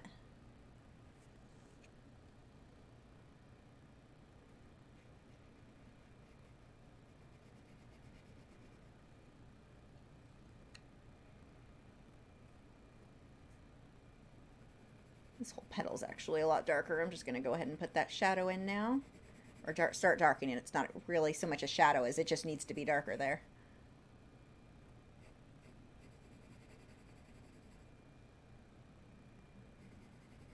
Same thing with this guy. He'll actually start needing some red.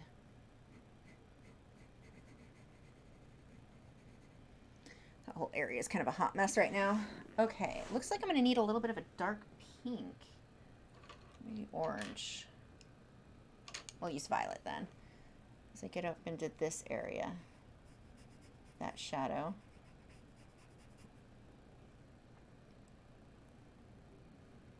Which really does have a highlight inside that I'll probably come back through.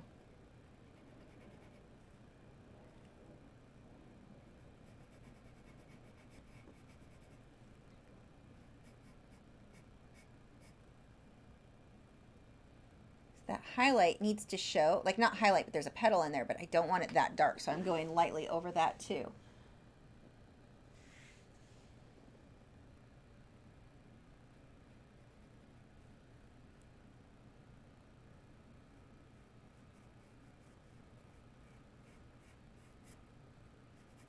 What I'm doing on this case, I don't want it, like I just lined that, but I don't want it to look like it's outlined in that purple. So I'm going to take that purple color and just lightly pull it up into the petal above it. Even though that's not what the reference photo calls for, it just, I'm creating a little bit of contrast and pulling that up instead of just leaving a line. Pull that shadow up into whatever is around it where I wanted that harsh edge.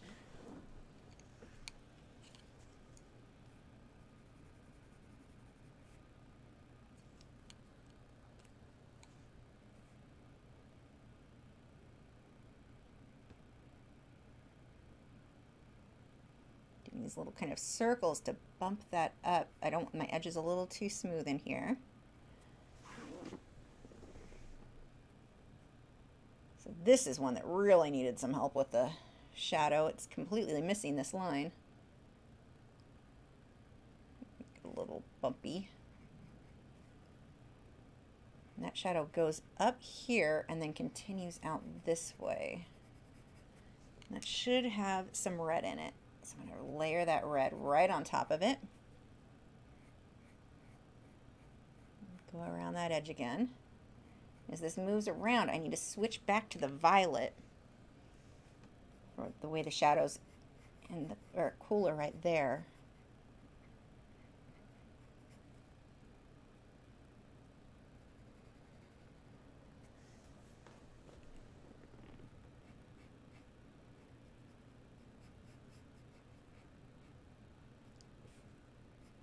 A shadow, and this is now okay here.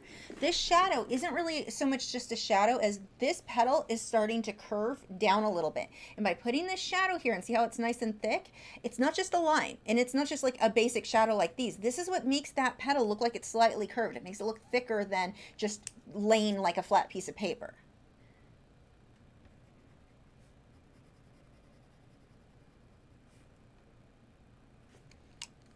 Switching to the crimson knob or what, blah, blah, whatever. And we're going to really sharpen this up here. Thins out, but it's got to thicken it back up as it moves out this way.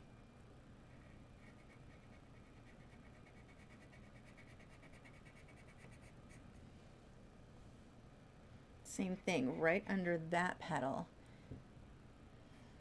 And we've got this comes up here. It actually meets. I'm missing that on mine, so we'll add that in now. Shadow here.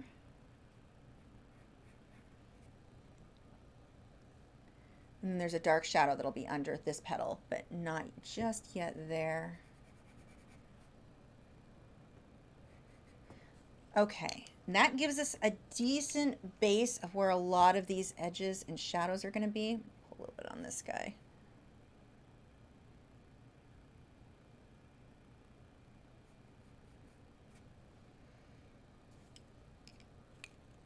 I'm going to put a little bit more red on top of this too.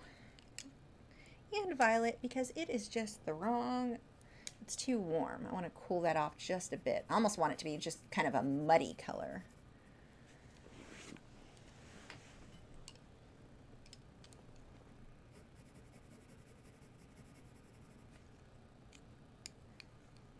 So taking that crimson, auburn, whatever. I think I'm getting worse at colors as the live stream is going on. We've got a shadow that really just kind of cuts across everything.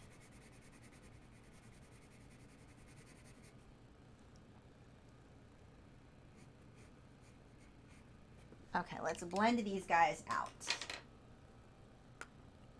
Oh good, Jenny's making up names too. Yeah, eggplant would be a better name for that though. I agree.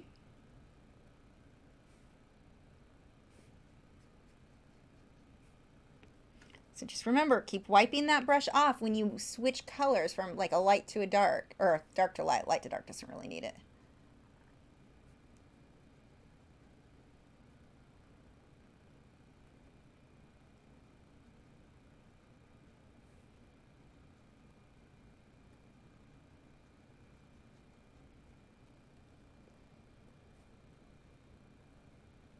So I'm going to line that shadow first because that does need to be harsh.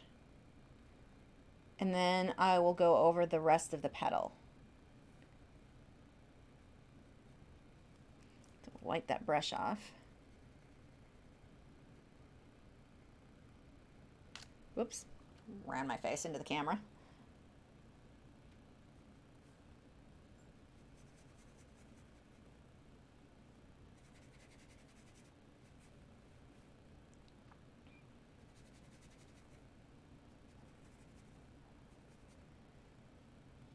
Looks like we're starting to get somewhere.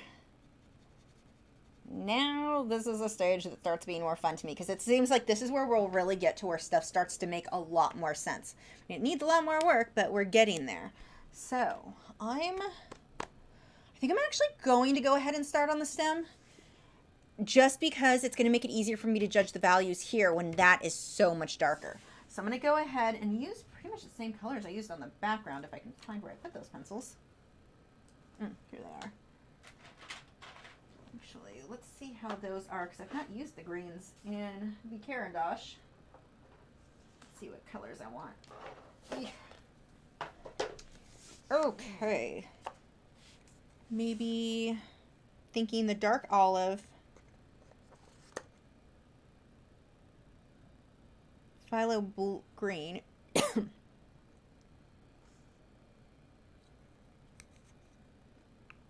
maybe a little bit of a highlight of the yellow, and then there's that grayish color that I'm just going to mix violet with together. Okay. The violet and like the magenta color mixed with green is going to give me kind of a grayishy sort of color because they're colors that are so similar to being complementary. They're not quite there, but it's a reddish purple, so it's kind of close to green. And then or close to red and green being complementary, when you mix them together, you get this, you neutralize them. And so I'm going to get a sort of grayish tone. Mostly I'll use the violet with just a touch of the green to gray it up. But let's do the stem. And I'm going to put the highlight, and I actually am over my line a lot. Actually, where's the dark one? I lost my line.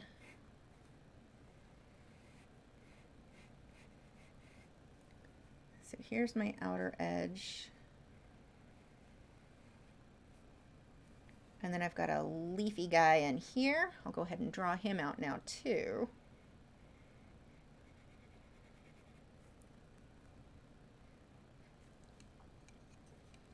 And where did my violet go?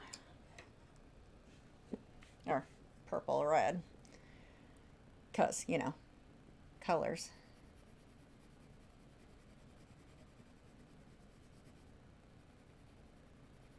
And I don't care if this is shaped exactly the same as the photo. You know what's gonna know. You guys are the only people who will know.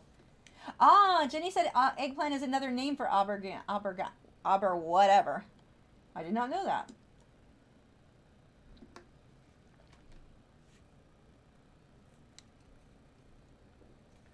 Okay, and we've got a dark shadow that comes across right about here.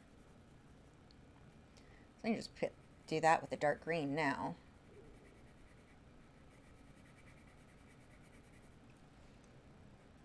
And then let's see. You can go ahead and use, I'm going to switch to my dark olive for the inside, which is a little bit more of a neutral tone than I think what the reference photo has. I'm pretty sure once I add water, it won't be as bright, but that's what I've got this bright green for the highlight, or the warmer part. So there's that bright green, and I will let that mix halfway down this, and I can add more after I blend it out the first time. So let's just go ahead and blend that. I'm going to start with my magenta and then pull the green into it.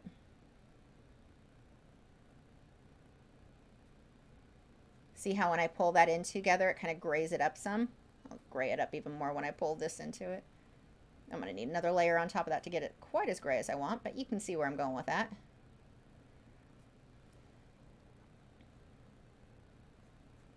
I'll have to sharpen up that shadow too, but at least we've got a base.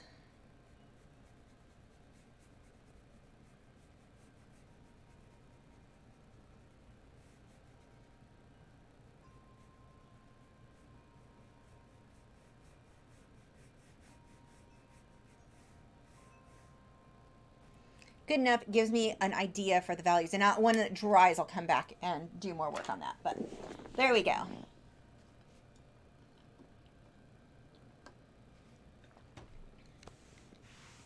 Now back to color saturation is kind of my focus right now on a lot of these flower petals. I've got the general, the shadows will need to be darker, but a lot of it, like here, the color saturation is just terrible. So let's take the pink after I throw all the pencils on my lap.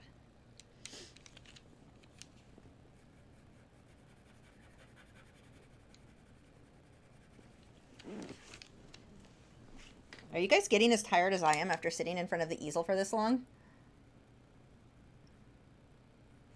I normally don't sit in front, like even when I'm working a lot, I go take a lot of breaks. This is an abnormally long time for me.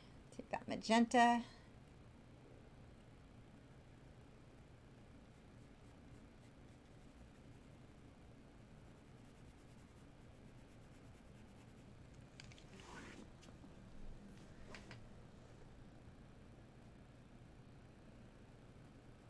That actually, shadow goes all the way to the edge.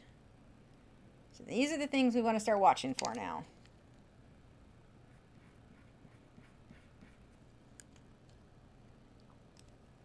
So I'm going to put that magenta over everything, but I'm also going to put red right over it. I need to kind of muddy it up a bit. Actually, I may throw a bit of green on there. I'll muddy it up for me.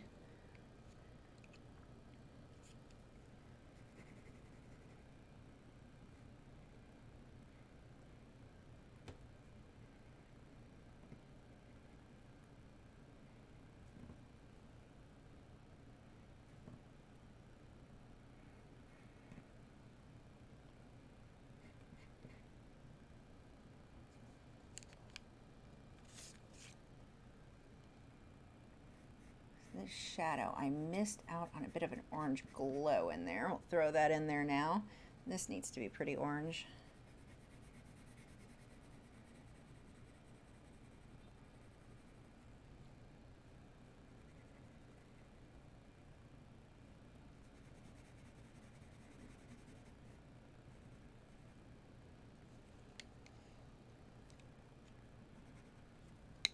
Throw some red, and this is, I just start jumping around a lot where I'm like, oh, this area needs to be darker, oh, now this needs to be lighter. You can see so much more now that everything's blocked in. You start noticing things where your values need adjustment. Margine wants to know how many pencils I'm using total. I don't know. 3, 4, 5, 6, 7, 8 for the greens and for the background and the stem. And then 1, 2, 3, 4, 5, 6, 7, 8, 9, 10, 11, 12, 13 are in my hands right now, although I think I've probably dropped a few along the way. And then I'm going to be pulling blue into some of, you'll see, the blue's going to be amazing. But that'll be coming at the very end. Let's warm this up just a touch here, a little bit of yellow. And some of this I'm not even going to have to blend out. Like, we're hitting a stage where it's just super, super smooth. Looks perfect just with a pencil without blending. Pull some in here, make that glow a little bit more. This one's a bit too yellow. I'm going to pull pink right over it.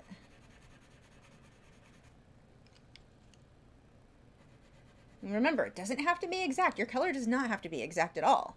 Go for what you think makes yours pretty. Use that reference as a base, but don't feel like if it's not perfect, it's not exact, it's not good. That's definitely not the case, and especially when you're working with flowers. That's one of the reasons I love starting students out with flowers, because they're very forgiving. If you don't have it drawn perfect, no one's going to know the difference. If you don't have a portrait drawn perfect, everyone's going to know the difference.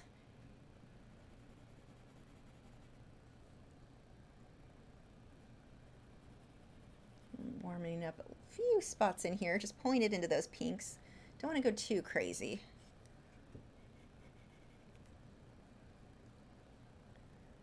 Oh, even a little bit of this apricot can go on this guy.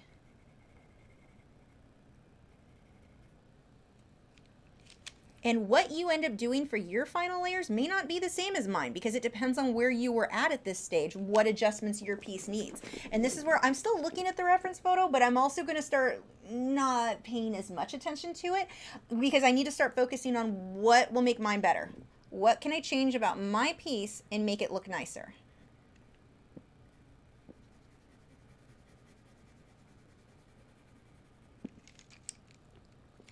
Switch back to our pink.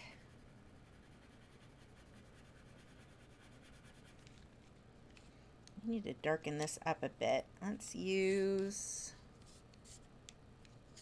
crimson, just a little along here.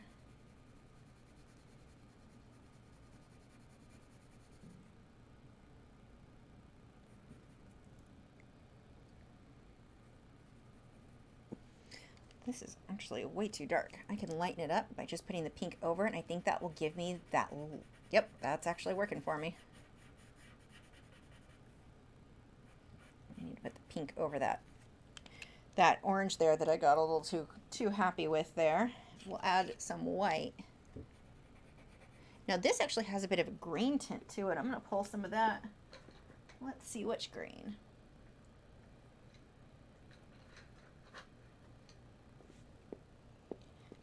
Olive will probably work, so it's not too crazy. Just a little.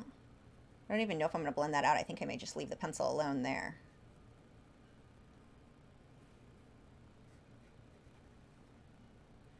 Clean up these edges now.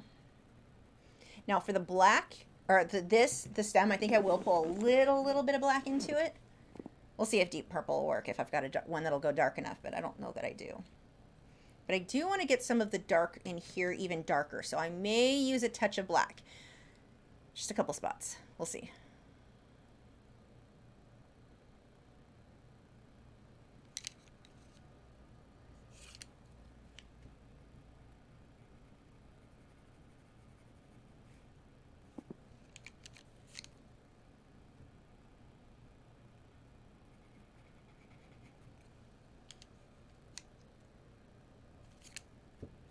That curve. I was missing a little bit of a weird shape in there.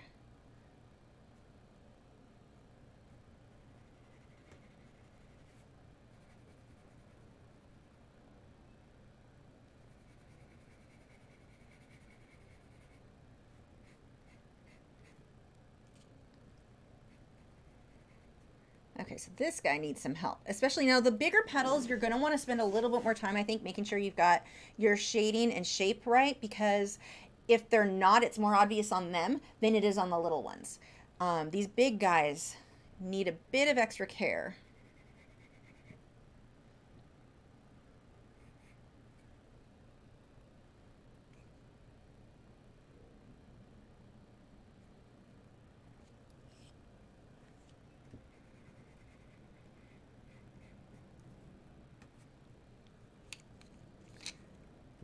A little bit of a white highlight just to make that edge stand out, not too much. Now this guy looks like I missed blending a lot on, or I've been shading and haven't blended in a while, but I can't leave. He actually needs, let me get the green off this brush. He needs to be blended out. He's looking really fuzzy where I don't want him to be. Letting some of those brush strokes show for detail without actually having to put the effort into detail.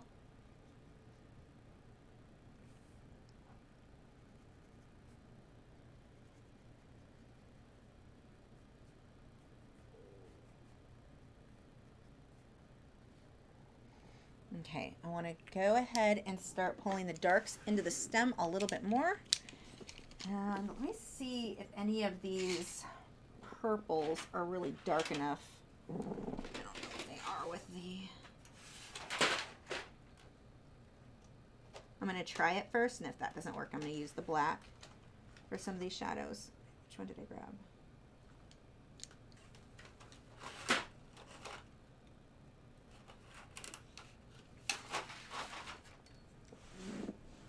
I don't know that that'll... No, that's really not going to be as dark as I want. Although, I can put that down first and then blacken just the deepest, darkest parts. I think that'll look better. And I do think this purple may work good for some of the shadows in here, though. Yeah, purple will be what I use for the rose.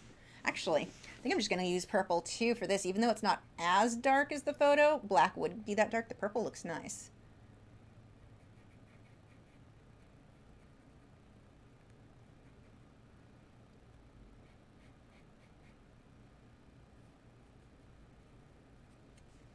Yeah, that one is the Dark Violet by Derwent. It's definitely darker than the Caran d'Ache.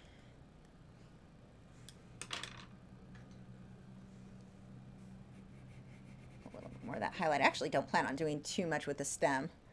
Just get a little bit in there.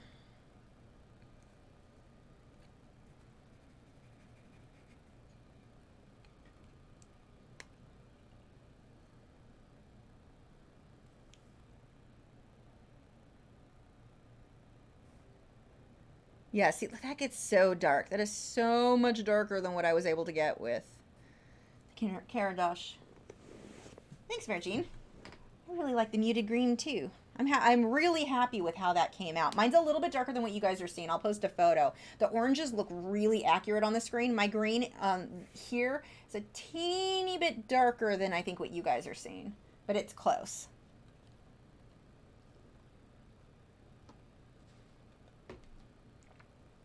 Okay, back to the purple. Put the green down. I guess I should sharpen it. One of the things, this is going to seem ridiculous, but that I like better with the Derwent, the cost of replacing these pencils is not that much. I feel like every time I sharpen my Faber-Castell or the Caran d'Ache, I cringe a little. Like, this is costing me so much money every time I sharpen. Those pencils are so flippin' expensive. I think the value for the Derwent is really good.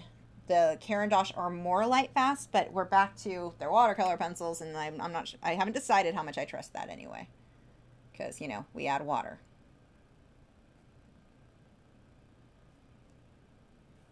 But obviously, being more light fast, even though it isn't as light fast when we add water, it's still more light fast if you're using a more light fast pencil. So I guess reasons that would make it better. So the Caran d'Ache is like, they're worth it. I love them, but oh, I cringe every time I sharpen that pencil. When I sharpen the Derwent, it's like, it's no big deal. They're not that expensive.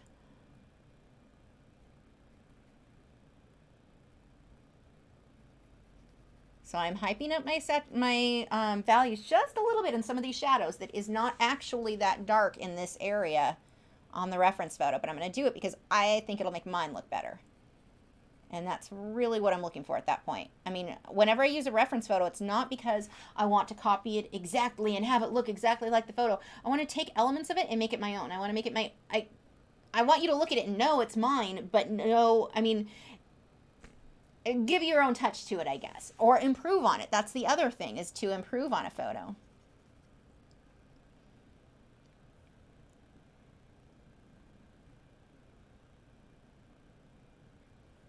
Oh, I'm loving this dark purple. It is so nice and dark, and it is making me very happy right now.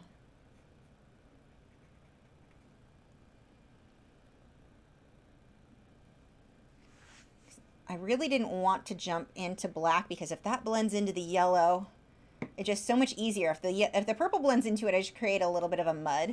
If the black blends in with it, you get this ugly green that I just want to avoid. So I kind of, whenever I'm working with these colors, I try to avoid the black as much as I can.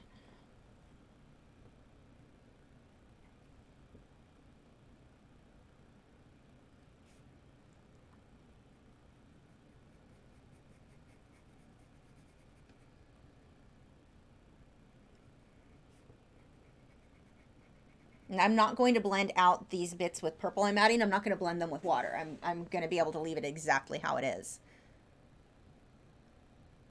This is probably not the right choice. Hold on. There's another color I pulled out with the Derwent one, Burnt Carmine.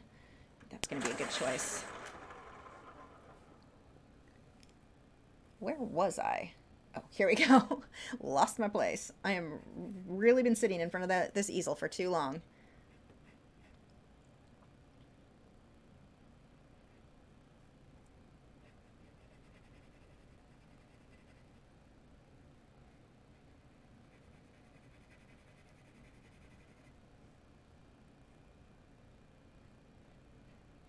This is Burnt Carmine by, this is the Derwent one. I used this pencil a lot when I did the lionfish, I believe.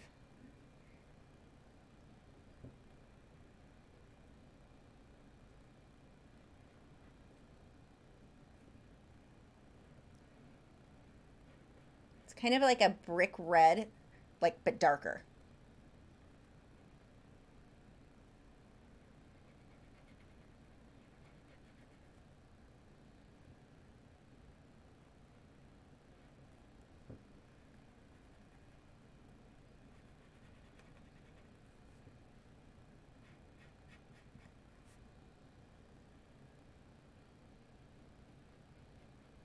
just a little. I don't want, like, you don't want to be tempted to take something like this and just line all the way across. Remember what I was saying? Just a little bit here and there. It just makes that area look like it's a slightly deeper shadow. But you don't need it all the way across, because then you're not really adding depth in that case. And I need a red. This line should actually meet here.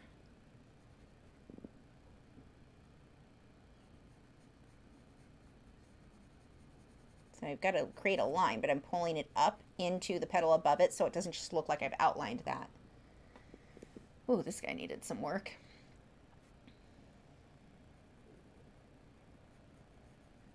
Now, I don't typically recommend that you try to finish a whole project in one sitting like what I'm doing here. At least separate it into 2 parts of the day so that you take like an hour in between and just rest your eyes, because I guarantee you I'm going to come back to this like later tonight and see it on the easel and go, how did I miss that? You sit in front of something for too long and you start to miss stuff. Sometimes you just need to take that little bit of a break and it'll make a huge, huge difference. You will start noticing things that you completely missed when you were sitting in front of it for so long.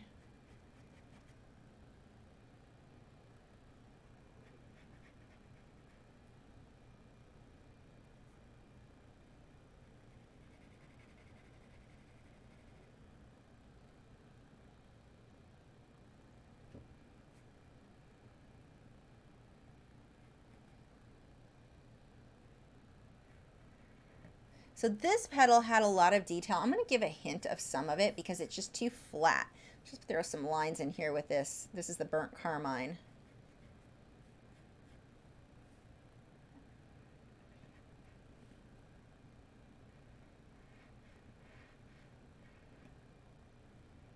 Darken up this bottom edge, let that fade out.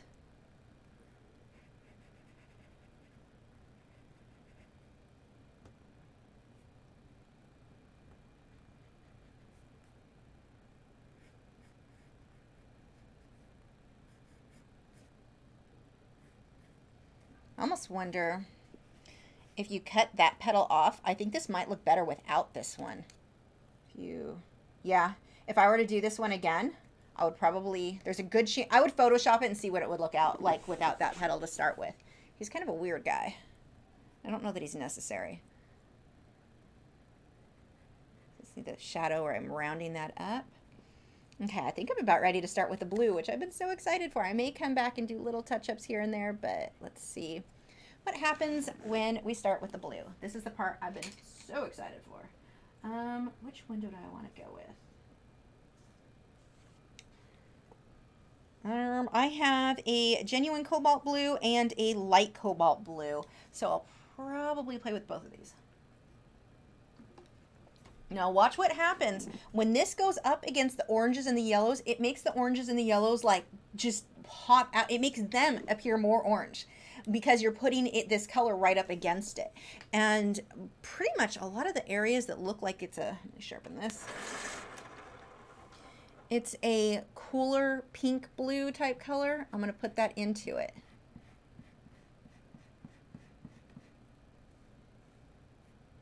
And already I like that so much better. Just let that blend in with that pink, and it's cooling off the pink, but it's also just, it makes it look all glowy. So happy. I don't know if you guys do that, but every time I'm working on something, like I know something's coming at the end, I cannot wait to get to that stage. This is that stage for me. Like this pencil, and I have a darker blue I might use in some of the shadows, but this one might, the light one may be all I use. He seems to be working really well for me. Yeah, I think this is the one.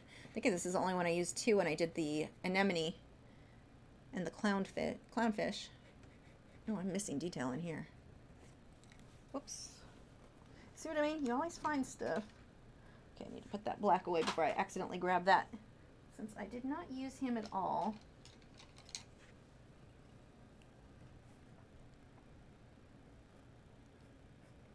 He's got a bit of a wrinkle there.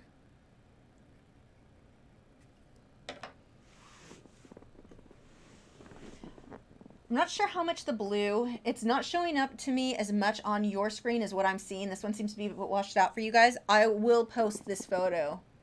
Oh yeah, we'll put a little bit of the darker blue too. Ooh, I like it. You'll see it better where I put it on the finished photo. because it's really light when I use the light one.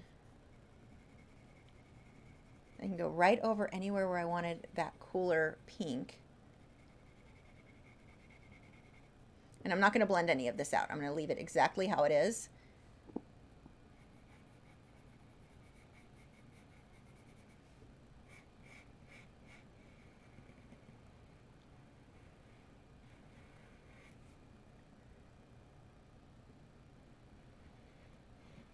Seen that on some of these edges. And while they don't call for the line in the reference photo, I just like how it looks.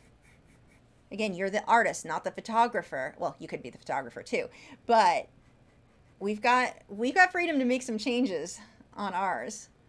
Different, more so than, well, I mean, Lightroom can do an awful lot, but still.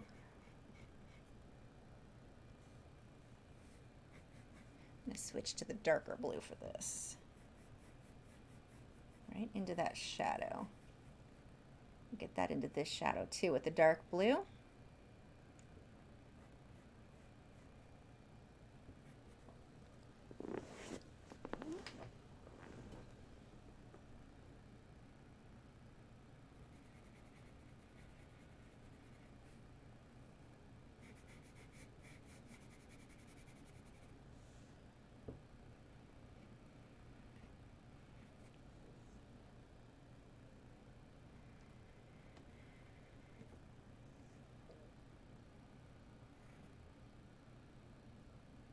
Oh, I'm missing a shadow altogether here. Let's make it blue.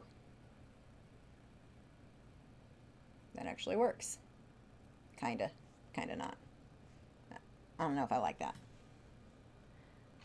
I'm gonna put some pink right over it. That should work for me. Yeah, now it looks like it should.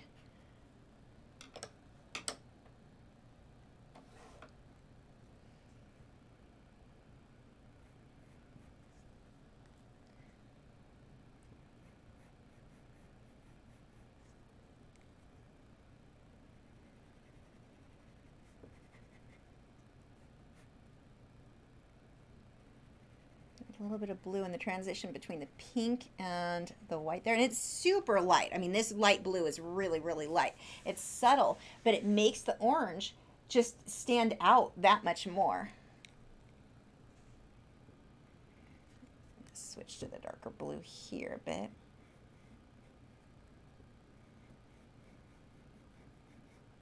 The darker blue I'm not going as crazy with. The lighter blue I use a lot more. And it is really, it's not showing up that. The light blue looks like white almost for you guys. When you get to this stage, look at the finished photo that I'll post. Because this isn't actually at all what the reference photo looks like. I'm really doing my own thing at this point.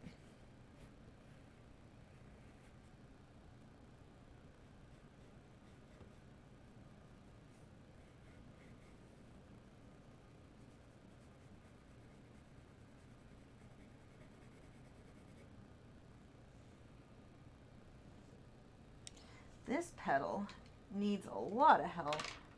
I am completely missing all shading. See what I meant by before where I said you may want to come back and think, okay, it's not finished, I'll come back and do it. Make sure you go back and do it. This whole thing isn't even close to what it's supposed to look like. I missed an entire layer of shading.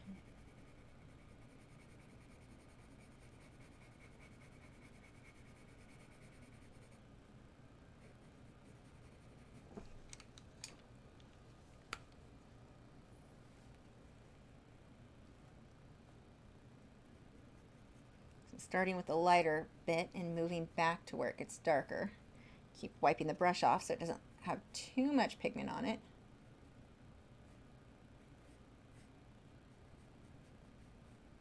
There we go.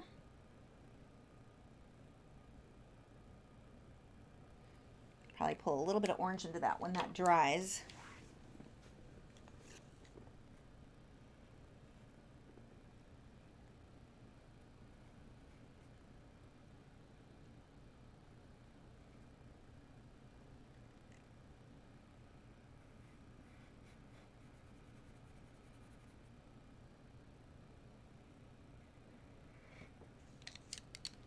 And the areas I'm putting blue, they're not on the reference photo at all. There's no blue in that reference photo. Well, okay, I take it back. There's a couple areas where the pink is so cool that adding the blue to the pink creates that color, but not quite the way that I'm doing this. This is just me deciding what I think would look nice.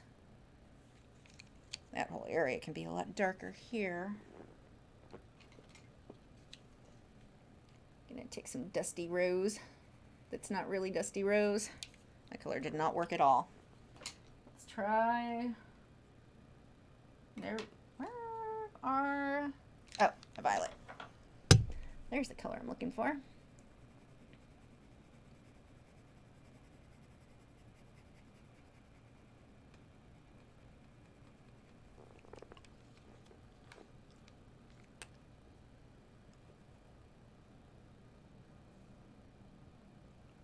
Yeah, Jenny, there are a lot of orange in the set. Oh wait, the Albert Jerry, that one has oranges too. I'll have to look at a lot of oranges because I love the oranges. I'm mixing up the names. Seriously, tired. I love how many oranges are in the Karen Dosh Museum Aquarelle. So I'm glad to hear that there are a lot of oranges in that set too. Because when you're doing something like this, you think, I don't need that many oranges. But when you're doing something like this, those oranges make like it's a good thing to have that many options. Because you saw how many times I'm switching direction and location for, or you know, all the different colors on a lot of this. I think I can even go darker on some of this now.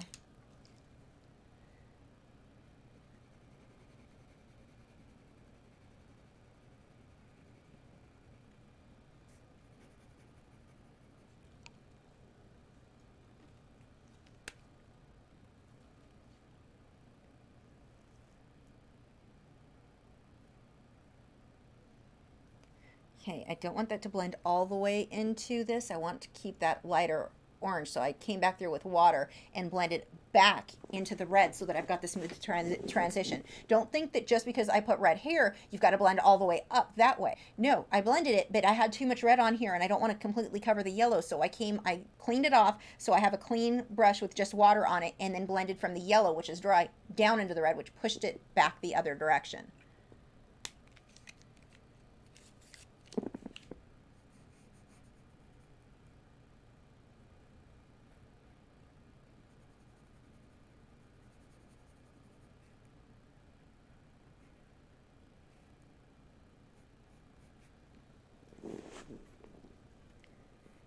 I so enjoy this stage, even though I've been sitting here for too long. I can technically call it done, but these little things, these little additions just make such a big difference. Where I'm missing like half the pencils I was using. I guess you'll work.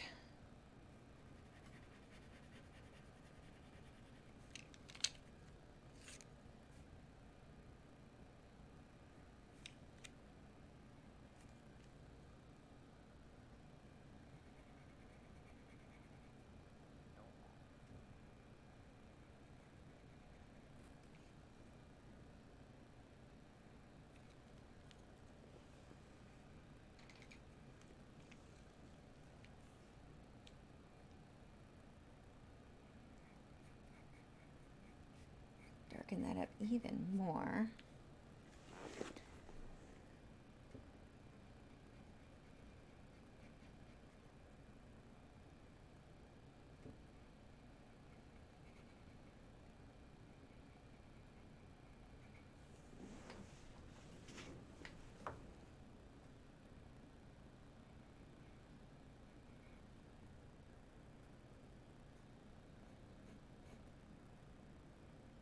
This is with that purple again, just pulling a few other darker areas up. Again, this isn't necessarily in the reference photo, but a few other areas I want to draw attention, like move the flow.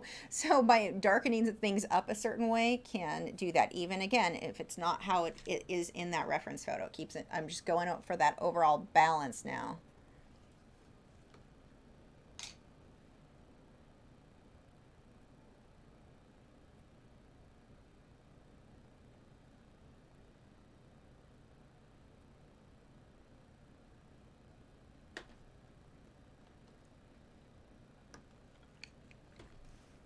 Let's see.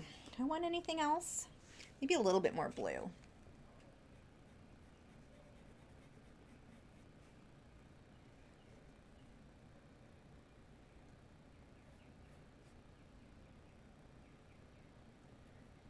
Be careful. I have a tendency to go, oh wow, that blue looks amazing. I'm gonna put it everywhere. Go, don't overdo it.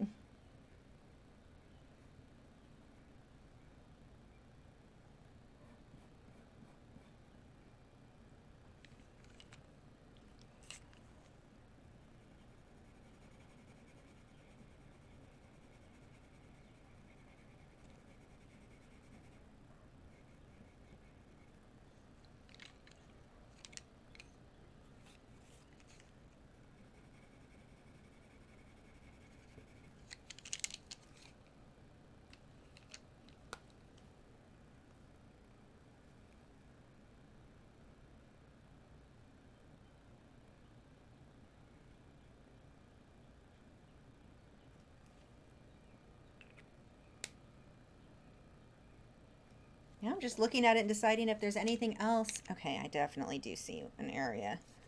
I need a shadow that comes all the way through right under here.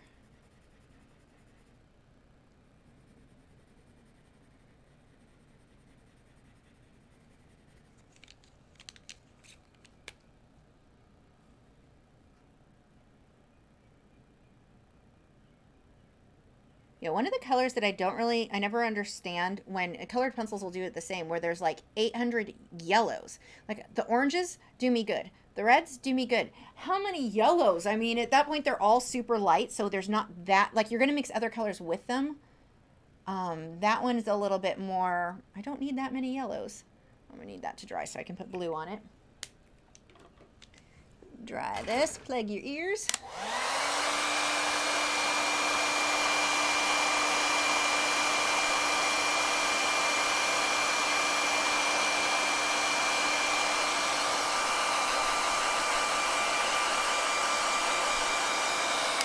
I'm going to get the hint of some detail in these flowers.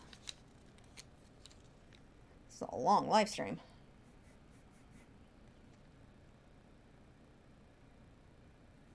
So here, get a little bit of a highlight.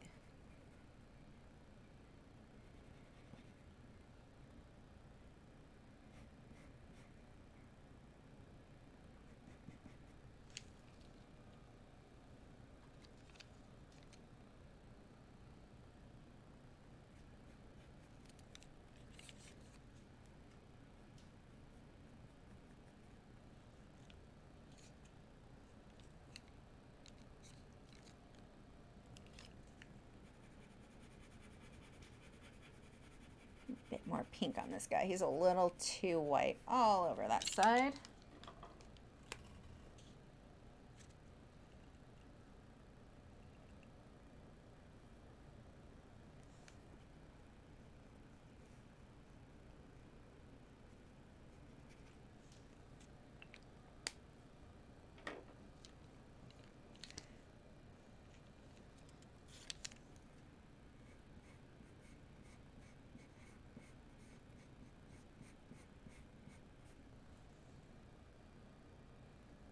And you can sit here and work and fuss with it for as long as you want. That's pretty much it.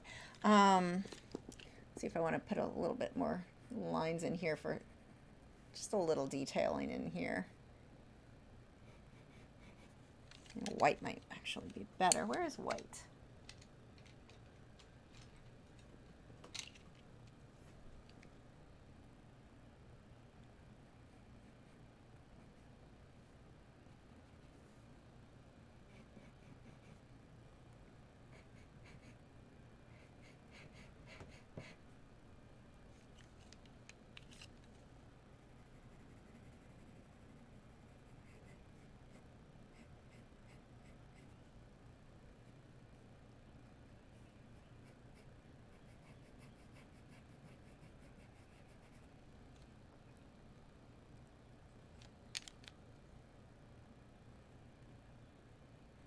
Oh, this side definitely needs some blue. That was one of the main areas as I was working on it. I knew I needed to add blue.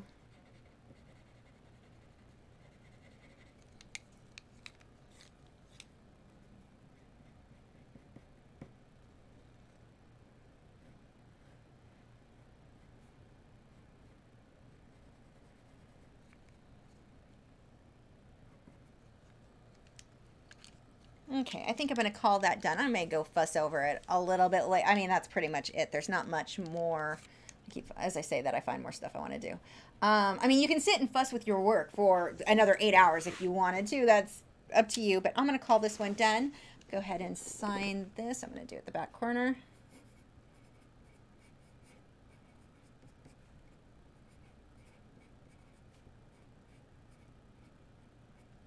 There we go. I am calling this finished. Yeah, I'm going to post. I'll go take photos right now. Better photos so you can see the color more accurately and where the blue is, because that is definitely not showing up on here. So when you guys get to the stage where you're putting blue in, you can see more what it should look like. And I'll post it over on this post over on Patreon. I'll just upload this photo over there, and then it'll be over on social media as well. So thank you guys so much for joining, and wow, you guys hung out for a long time. This was a long stream. Let me know what you want the next medium to be for our next live stream. I don't need to record this anymore. Let me know what the next live stream, what medium you would like to see, and yeah, we're done. My back is done. I don't know about you guys. I'll see you guys later.